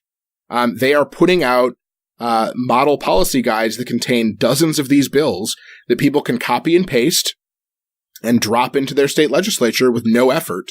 And, there you go. That's all you got to do. And in some cases, they're passing. These In God We Trust display laws in public schools are passing all over the country. They're using school shootings to get them passed. They're saying that we've got to pass this because otherwise, I don't know, Jesus isn't going to protect our children from guns. It doesn't seem to help, with church shootings. So yeah, it's weird. It's almost like they don't actually think about these positions. But but I also wonder. I just want to chime in with this real quick. Because this makes me think of the bill that's trying to be passed here in Utah, the anti-discrimination bill, but it's been having one sticking point. Can you guess what that sticking point is? I'm guessing that it has something to do with religious exemptions for discrimination. Well, not that. Well, the sticking point is that the anti-discrimination bill also includes the LGBTQ community. That they won't be able to discriminate against them. That they won't be able to, that they're and included. Everybody's like, well, I don't know. I'd really like to discriminate against them still. Religion is in it, of course. Yeah. There's no problem with religion being in it, but hey, why are the LGBT, what are they doing? They're not a protected class. Well, they shouldn't be allowed to be a part of this anti-discrimination bill. Yeah. Yeah. Well, and so there are sort of two ways that they go about this is they'll pass something that sometimes does include the LGBT community. But then what they do is they immediately gut the bill by saying, but if you have a sincerely held religious belief, then, you're exempt from this bill. I hate And so then you end up with issues like the tax preparer. They started with weddings, right? It's not about the cake. It's not about any of the wedding stuff. That was just, a red herring. What this is about is denying LGBT people and anyone who doesn't conform to their narrow religious dogma access to public services. Yeah. And so what we just saw is an example of the next step, which is a tax preparation person who said, you're filing jointly as a married couple. Well, I don't believe in your marriage, so I'm not going to do your taxes. And I really want to know if the people who are saying that, well, that's the free market, that's what it, the government shouldn't be passing any discrimination ordinances. Number one, I want to say, well, welcome to the real world where these ordinances already exist and where these laws already exist. Yeah. Number two, I want to say, are you okay with that? There are people who like to quibble about the weddings and, are they an artist or whatever? Is a tax preparation person an artist? Because that's the argument that some of these people made is, this is compelled speech. I'm really genuinely curious if Alliance Defending Freedom thinks that this tax preparation company, this family mom and pop, if you can be a mom and pop tax preparer, whatever, if they're okay with these people discriminating against LGBT, a same-sex couple. I'm sure they are. I'm sure they are too, but I'm curious how they're going to defend it because it started with, it started with, it's weddings and weddings are somehow different. And they never really grapple with, okay, are you okay with, someone not baking a cake for, an interracial couple? Are you okay with people not baking a cake for second marriage? Second marriage, or for a Jewish couple, or whatever. Like they just sort of hand wave over that.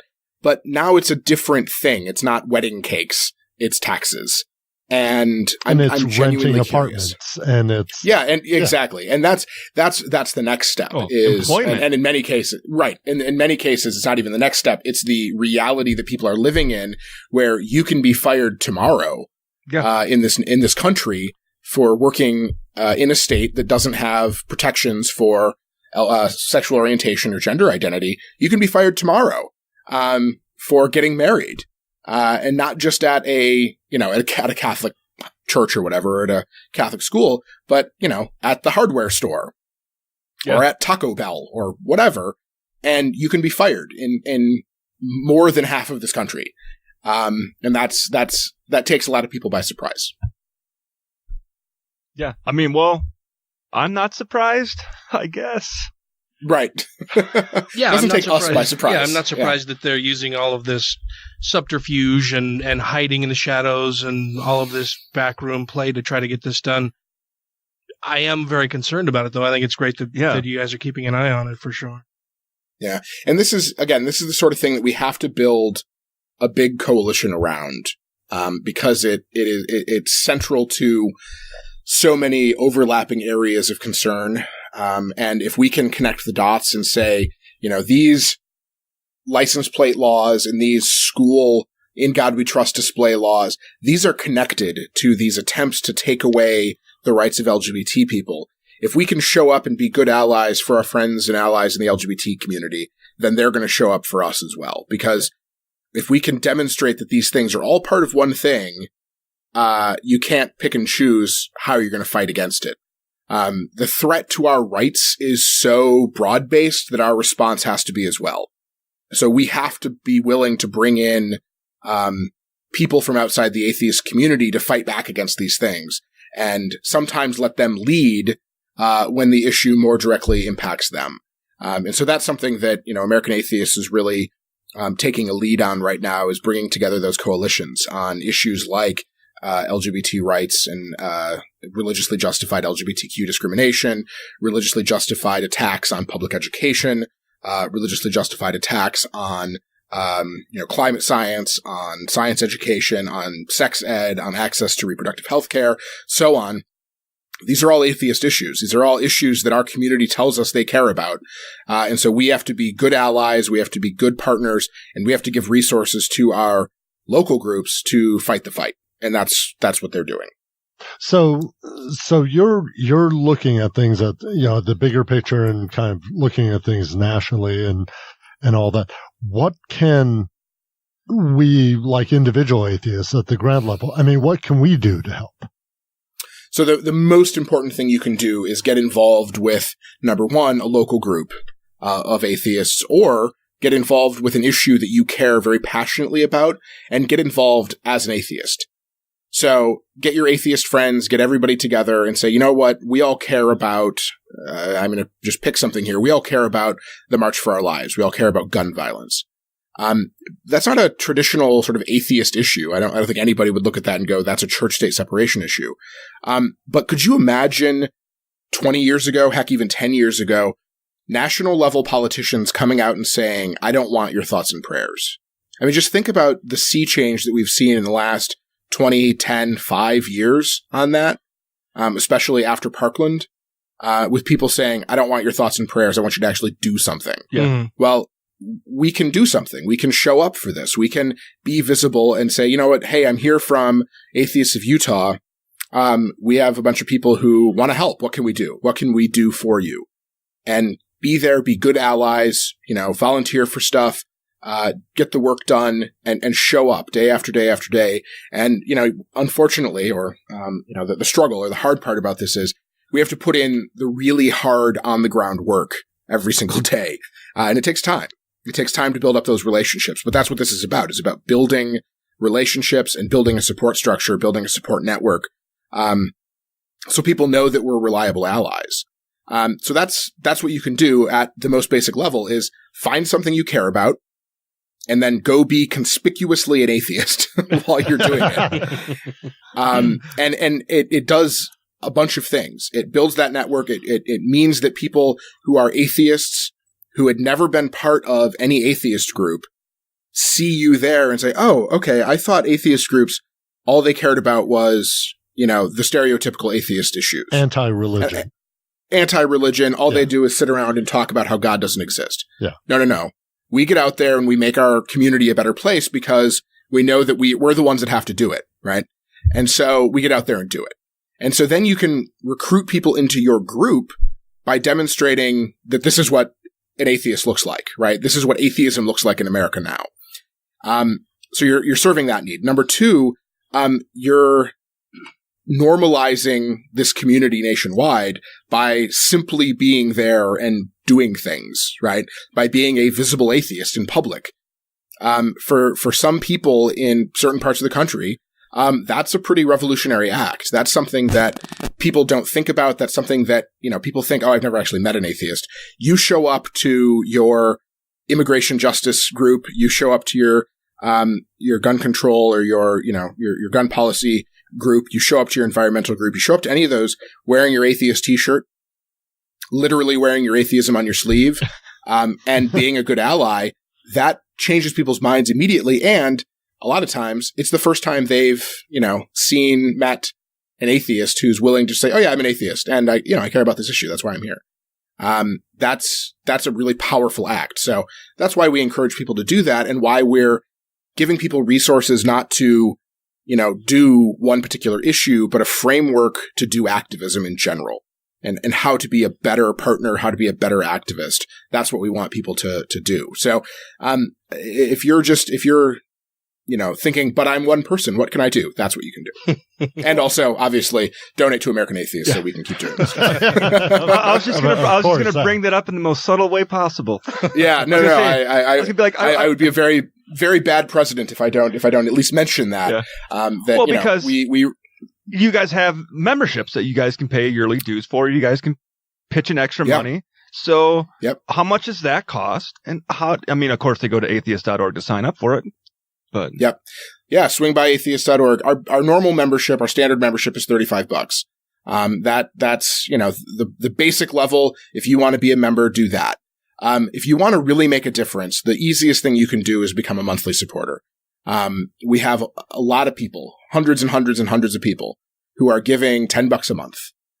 Which, we're talking 2 cups of coffee a month if you go to one of the fancy spots, maybe 3 or 4 if you're like me and you go to Dunkin' Donuts. Do you guys even have Dunkin' Donuts in Utah? I don't even know. Okay, yeah. I didn't know if it was more of a Tim Hortons place or not. No, we're not in North Dakota. Okay, well, see, I'm from Michigan, and so they do not have Dunkin'. My dad has never been to a Dunkin' Donuts, but he goes to Tim Hortons at least 17 times a day because that's I'm from Wisconsin. Is Dunkin' Donuts there?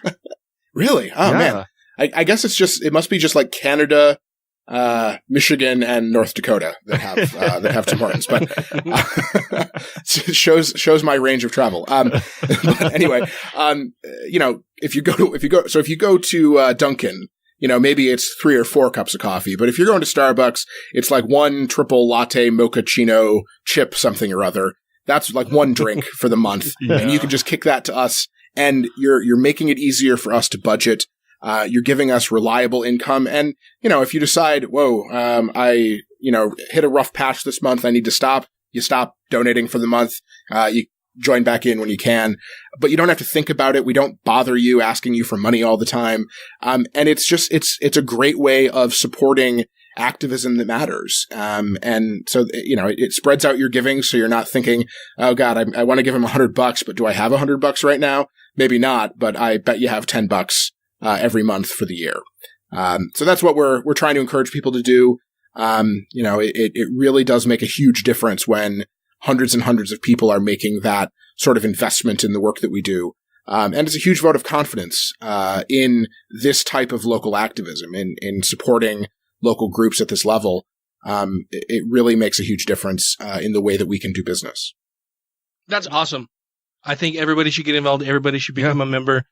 And you're absolutely right. And it takes money in order to keep these things running. It takes money to keep the lights on at American Atheists, to create billboards, to pay lawyers, have staff, to file lawsuits. All of that requires money.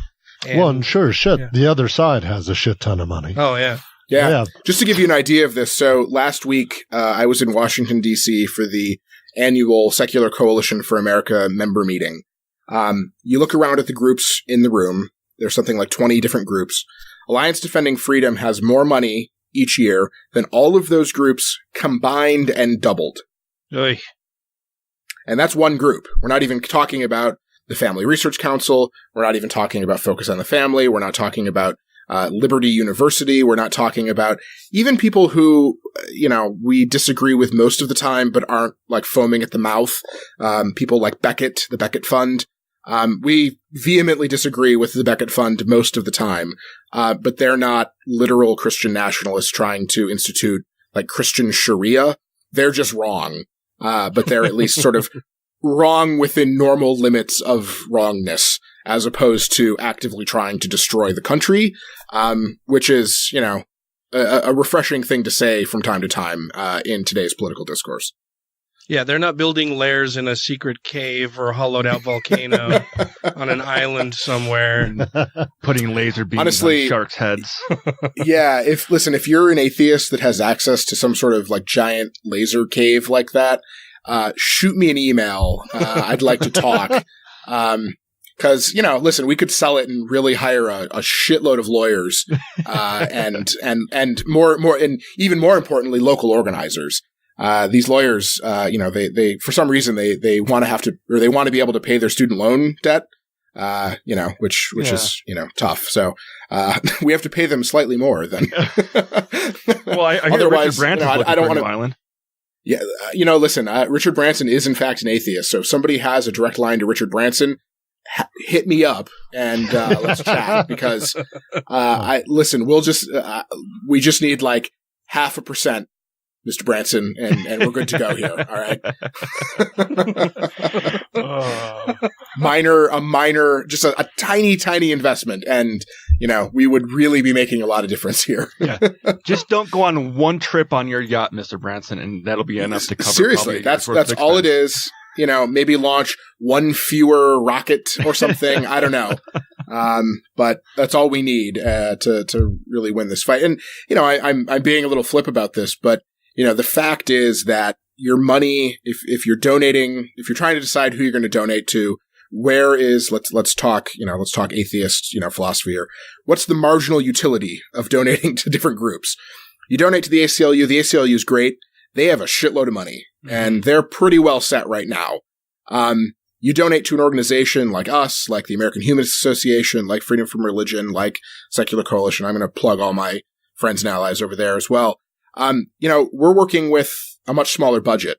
American Atheists makes it work on about $1.5 million each year, which sounds like a lot, but when you're up against an organization, just one organization that has an annual budget of $50 million, that 1.5 doesn't go quite as far. Where their CEO of that company is getting 1.5 a year. Yeah, their legal director. I don't remember what her title is, but she's like vice president of legal something. She makes more than the top 4 paid people here. Plus has a fund for, or gets paid for her housing and gets all this other stuff. So we're nobody's getting rich over here at American Atheists. But if you donate to us, if you're a person that has the means to do it, it's one more set of boots on the ground in a state that needs it. It's one more person organizing local advocates to get out and knock on doors at a state capitol, to meet with their elected officials, to do democracy. That's really powerful. And we're holding our own in many ways. I don't want to paint too rosy a picture because the situation is pretty dire at the federal level. But we're holding our own at the state level in a lot of states with an entirely volunteer state-level advocacy group, other than one paid organizer. And we're holding our own in many of these states because we're able to leverage networking and contacts and support from allies that are also, working with really fantastic volunteers on the ground, having one or two more paid organizers able to spend all day, every day, giving resources to those advocates is what makes the difference between holding our own and making advancements on winning the fight and on moving the football down the field. And it's going to be that sort of old school Big Ten style football where, you run forward 2 yards and then you run forward 3 yards and then you run forward 3 yards and then you go for it on 4th down, get another 2 yards. And it's going to be that. It's not going to be West Coast offense. I don't know if I'm in the weeds here. I don't know if we got sounds sports like you're fans describing the last Super Bowl. Yeah, that was a game. That was a Super Bowl. That happened already? I watched a football game a few weeks ago, but I don't know if it was that one. Kind of boring. Yeah. Yeah. I forgot that was a thing. But anyway, that's what it looks like, but that's how you actually win, right? It wasn't flashy, but at the end of the day, they pulled it out. And that's what we've got to be willing to do is fight for every yard, play good defense. But at the end of the day, we do have to make plays. And the only way to do that sometimes is to have people on the ground with the resources they need to effectively fight back. Yeah. Maybe this is opening a bigger can of worms. Do you ever see a time where we're not on the defense, where we're actually on an offense? I do. It just feels like, from the ground level, it feels like we're always on the defense. Yeah, and it almost always feels that way. But I think all you have to do is look at history and look at how far we've actually come objectively in the last 10, 20, 50 years. Think about where things were when Madalyn Murray O'Hair started American Atheists. There was mandatory prayer in every single public school in America, more or less. Mandatory Bible readings. It was unthinkable that somebody would be an openly atheist elected official. Atheists were being slandered as, communists and Soviet spies. It was illegal. It wasn't until 2002 that Lawrence v. Texas happened and sodomy laws were overturned. It wasn't until, it's been 6 years since, no, less than that, 2014, right? Since marriage equality happened.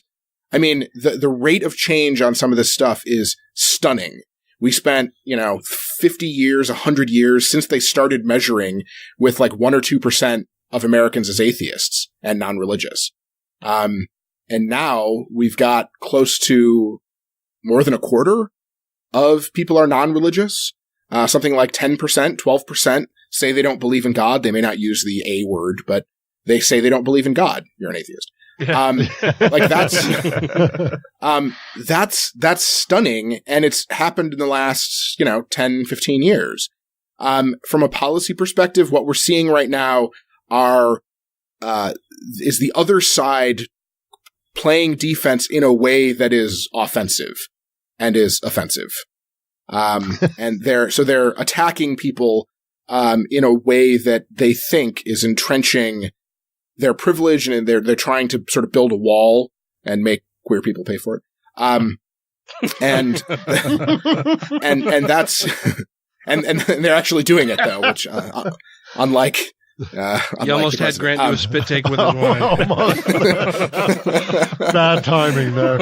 Yeah, no, I'm allowed to say it. It's fine. But so they're doing that, and they're making, they're not to be overly, catastrophic about this, but they're making LGBT kids pay for it with their lives. And, in some cases they're winning, but in other cases people are just disgusted with what they're doing. And it's driving people away from the church. And we see it in the numbers from young people. You look at young people and it's 40%, 35 to 40% of them are non-religious. Mm-hmm. They're not all atheists, obviously. They're not all, non-supernatural, but they're most definitely not religious. And they despise evangelical Christians. They view evangelical Christians as morally corrupt. They view them as selling out their faith for political gain. And young people are right. That's exactly what they've done. And in many ways, it's helping us because it's shining a light on the hypocrisy of the other side. And I don't want to give too much credit to, or I don't want to only give some love to the evangelical right. I want to give some love to the Catholic Church. They're doing a great job of, shining a spotlight on how morally bankrupt they are, by having, by moving, by all this stuff coming out now about all the priests they've shuttled around for decades, who've been abusing children, for the secret policies they've had about priests who in many cases raped women and then had children, and the policies that were in place for those priests. And that came out over the weekend. Finally defrocking the former Archbishop of Washington, D.C. after all these years. And he's, too little too late. Yeah. That's one down. In prison. Right. Yeah, exactly. Out of how many? Absolutely. And so, people are leaving the Catholic Church at record numbers. People are leaving the white evangelical denominations at record numbers. The sort of mainline, boring Protestant numbers are decreasing as well. No Christian denomination is growing except for, unless you really break it down to certain ethnic and religious groups. But Christianity as a whole is not growing as a percentage of the population, for good reason. And, so they're by doubling down on this, they're winning certain battles, but they're really going to lose the war. And so I think, we're coming up on an inflection point. If we can do a better job of telling our stories, of telling the stories of our community, of putting a human face on on us, we can actually win this fight and start making advances, and really winning a lot of these battles. But I do see hope in the future. I see the progress we've made, and, it does give me cause for optimism, in certain places. It's not unmitigated optimism, but there is optimism. Maybe not in Kansas, but, other places. Mississippi. Yeah. I mean, yeah, I don't want to pick on certain states, but yes, there are certainly some places where, we have a lot of work to do. Well, you've been incredibly generous with your time this evening. I'm really looking forward to seeing you in a couple months at the convention. Is there anything you'd like to say before we have to let you go?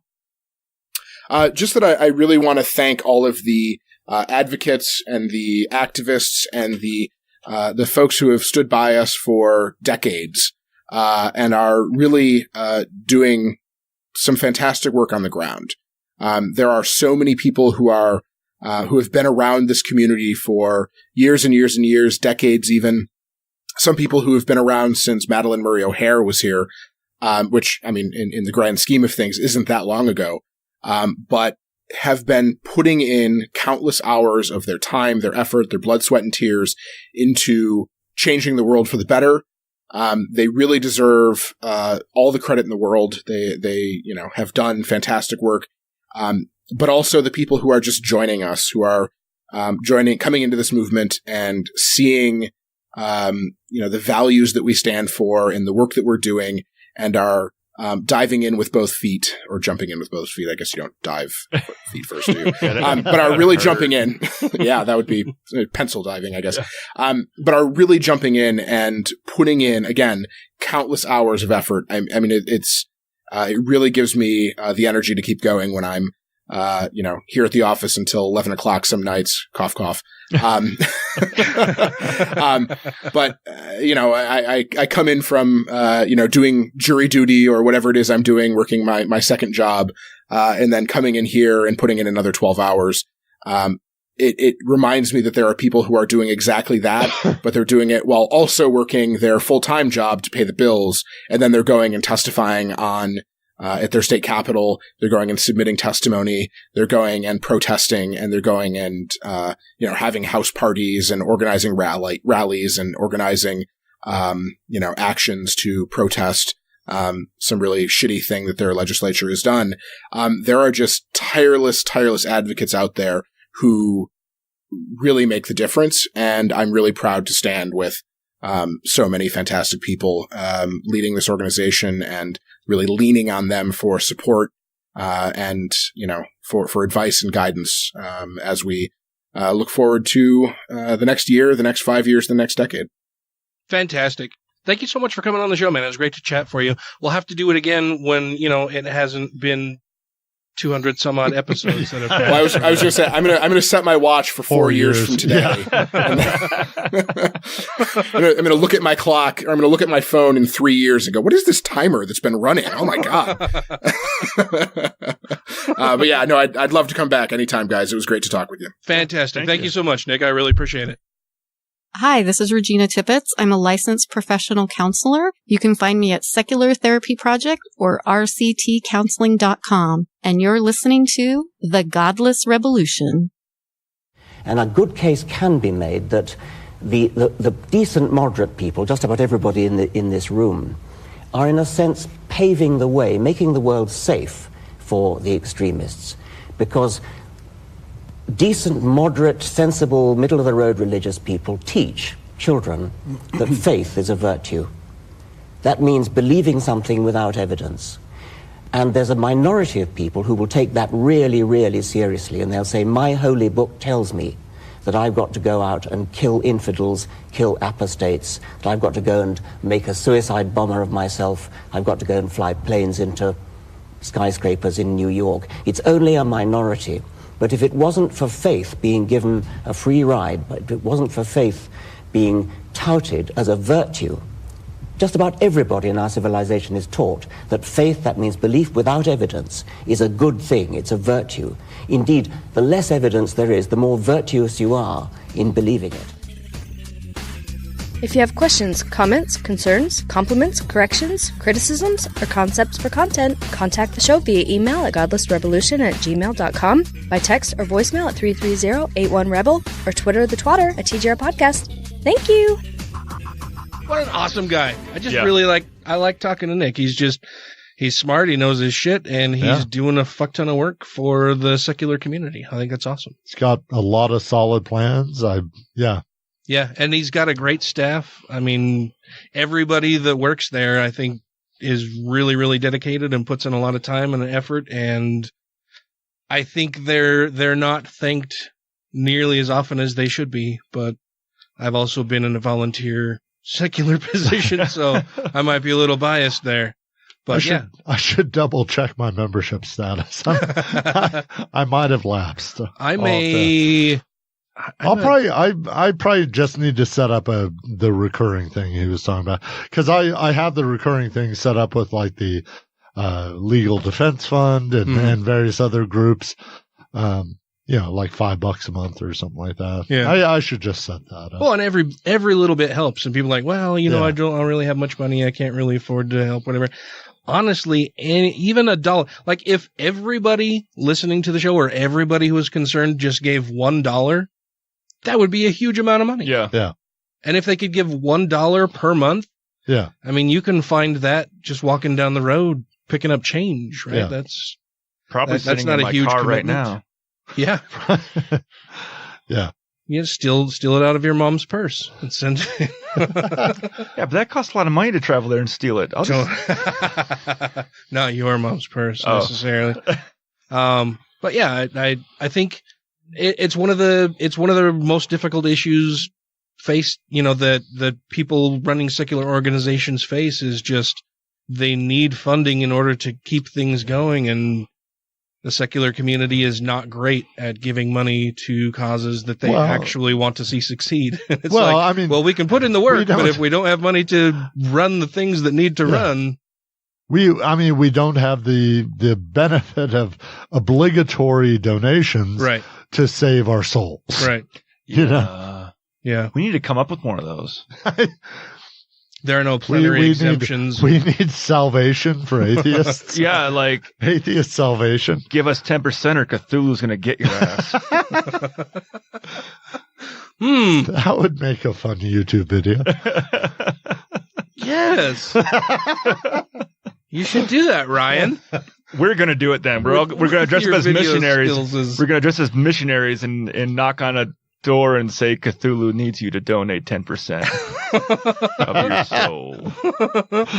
And I know there are a ton of things going on in the news that we could also speak about tonight, but I wanted to give as much time as possible to Nick. And so we have run out of time, but I want to thank you all very much for listening to the show, for tuning in to Nick. I hope to see a bunch of you at the American Atheists convention. I will, in fact, be there because I got paid. What? Finally. Yay. And like I said, was able to book our flights and hotel and all that kind of stuff. I was going to get a rental car because we want to go to the Ark Encounter place while we're in the area. And I thought, well, I'll just rent a car and we'll drive over. Dude, they want $30 per day to park at the hotel. Fuck that. Wow. That's like more than the rental car almost. I actually think it might be more than the rental car actually cost. Wow. Yeah, because I think the rental car was like 180. Yeah, for like a week. For a week. Yeah. And it would cost me more just to park it than to pay for the rental car itself. Is there like a McDonald's on the street? I don't know. I just decided, I guess we'll Uber. That'll be fine. Yeah. It'll be a long and expensive Uber, but it's going to be less expensive than renting. I bet you can probably find an Uber XL that you can share with other people. Oh yeah, and I'm sure there's going to be other people who want to go also. So. You guys just might rent a bus. An atheist exodus to the to the Ark Encounter. We're going to be on a pilgrimage to the Ark Encounter. We're going to walk 2 by 2. Yes. Same gender too. Yes. Oh yes. Holding hands, rubbing backs, pinching bottoms with consent. But yeah, thank you very much for tuning in, everybody. Before we go, I want to make sure that we thank our Patreon patrons. That would be Alan Firth. Numania. Chrissy Kobach. They didn't tell me I was going to be doing this. Gaytheist. Larry Wilson. Stephen Andrus. I need my glasses. Let them eat kofefi. They're right here on the table. Okay. 2 skeptical chaps. Michelle Short. Vanessa. Freethinker 215. Captain Samples. Utah Outcast. Janet Uter. Seriously? Marius, you need to go get your eyes checked again. Marius Coat. Sorry. Marius Putrikowski. Wes Aaron. Andrew Vodopich. Angelica Pearson. Jeremy Goodson. Randy Hamrick. Megan Kennedy. The Foz. Jeff Peterson. Jesse Pointer. Savita Kuna. The Purple Dragon. And Taylor Grin. Thank you all very, very much. If you too would like to become a Patreon patron, we would welcome you doing that. If it's going to give you any grief or heartache, though, don't do it. Don't do it at all. But if you can and would like to, you can do so by going to patreon.com/GodlessRebelution, where you can contribute as little as $1 per episode, and then you get extended clips, extended outtakes, extended shows, early releases, sometimes extra shows, all kinds of fun stuff. And you help keep the show going. You help pay the bills and keep the lights on. And we would greatly appreciate you doing that. And so, until next week, crucify the Congressional Prayer Caucus Foundation. Leave a donation at atheist.org and you'll achieve nirvana. And rate the show 5 times a day toward Cincinnati. Oh, yay! And so, until next week, I've not thought of a goddamn thing to crucify. I was going to say, crucify the Congressional Power Prayer. No, wait. Take 2. Crucify the Congressional Prayer Caucus Foundation. Where's the cheat sheet? Oh, and rate the show 5 times a day toward Cincinnati. Did I say Yeah, you did. Okay. You said it twice. Cincinnati's so nice, you say it twice. Okay. I'm having a brain cramp right now. I don't know what's going on. The cheat sheet is gone. Matt has it it's over plastered there. on.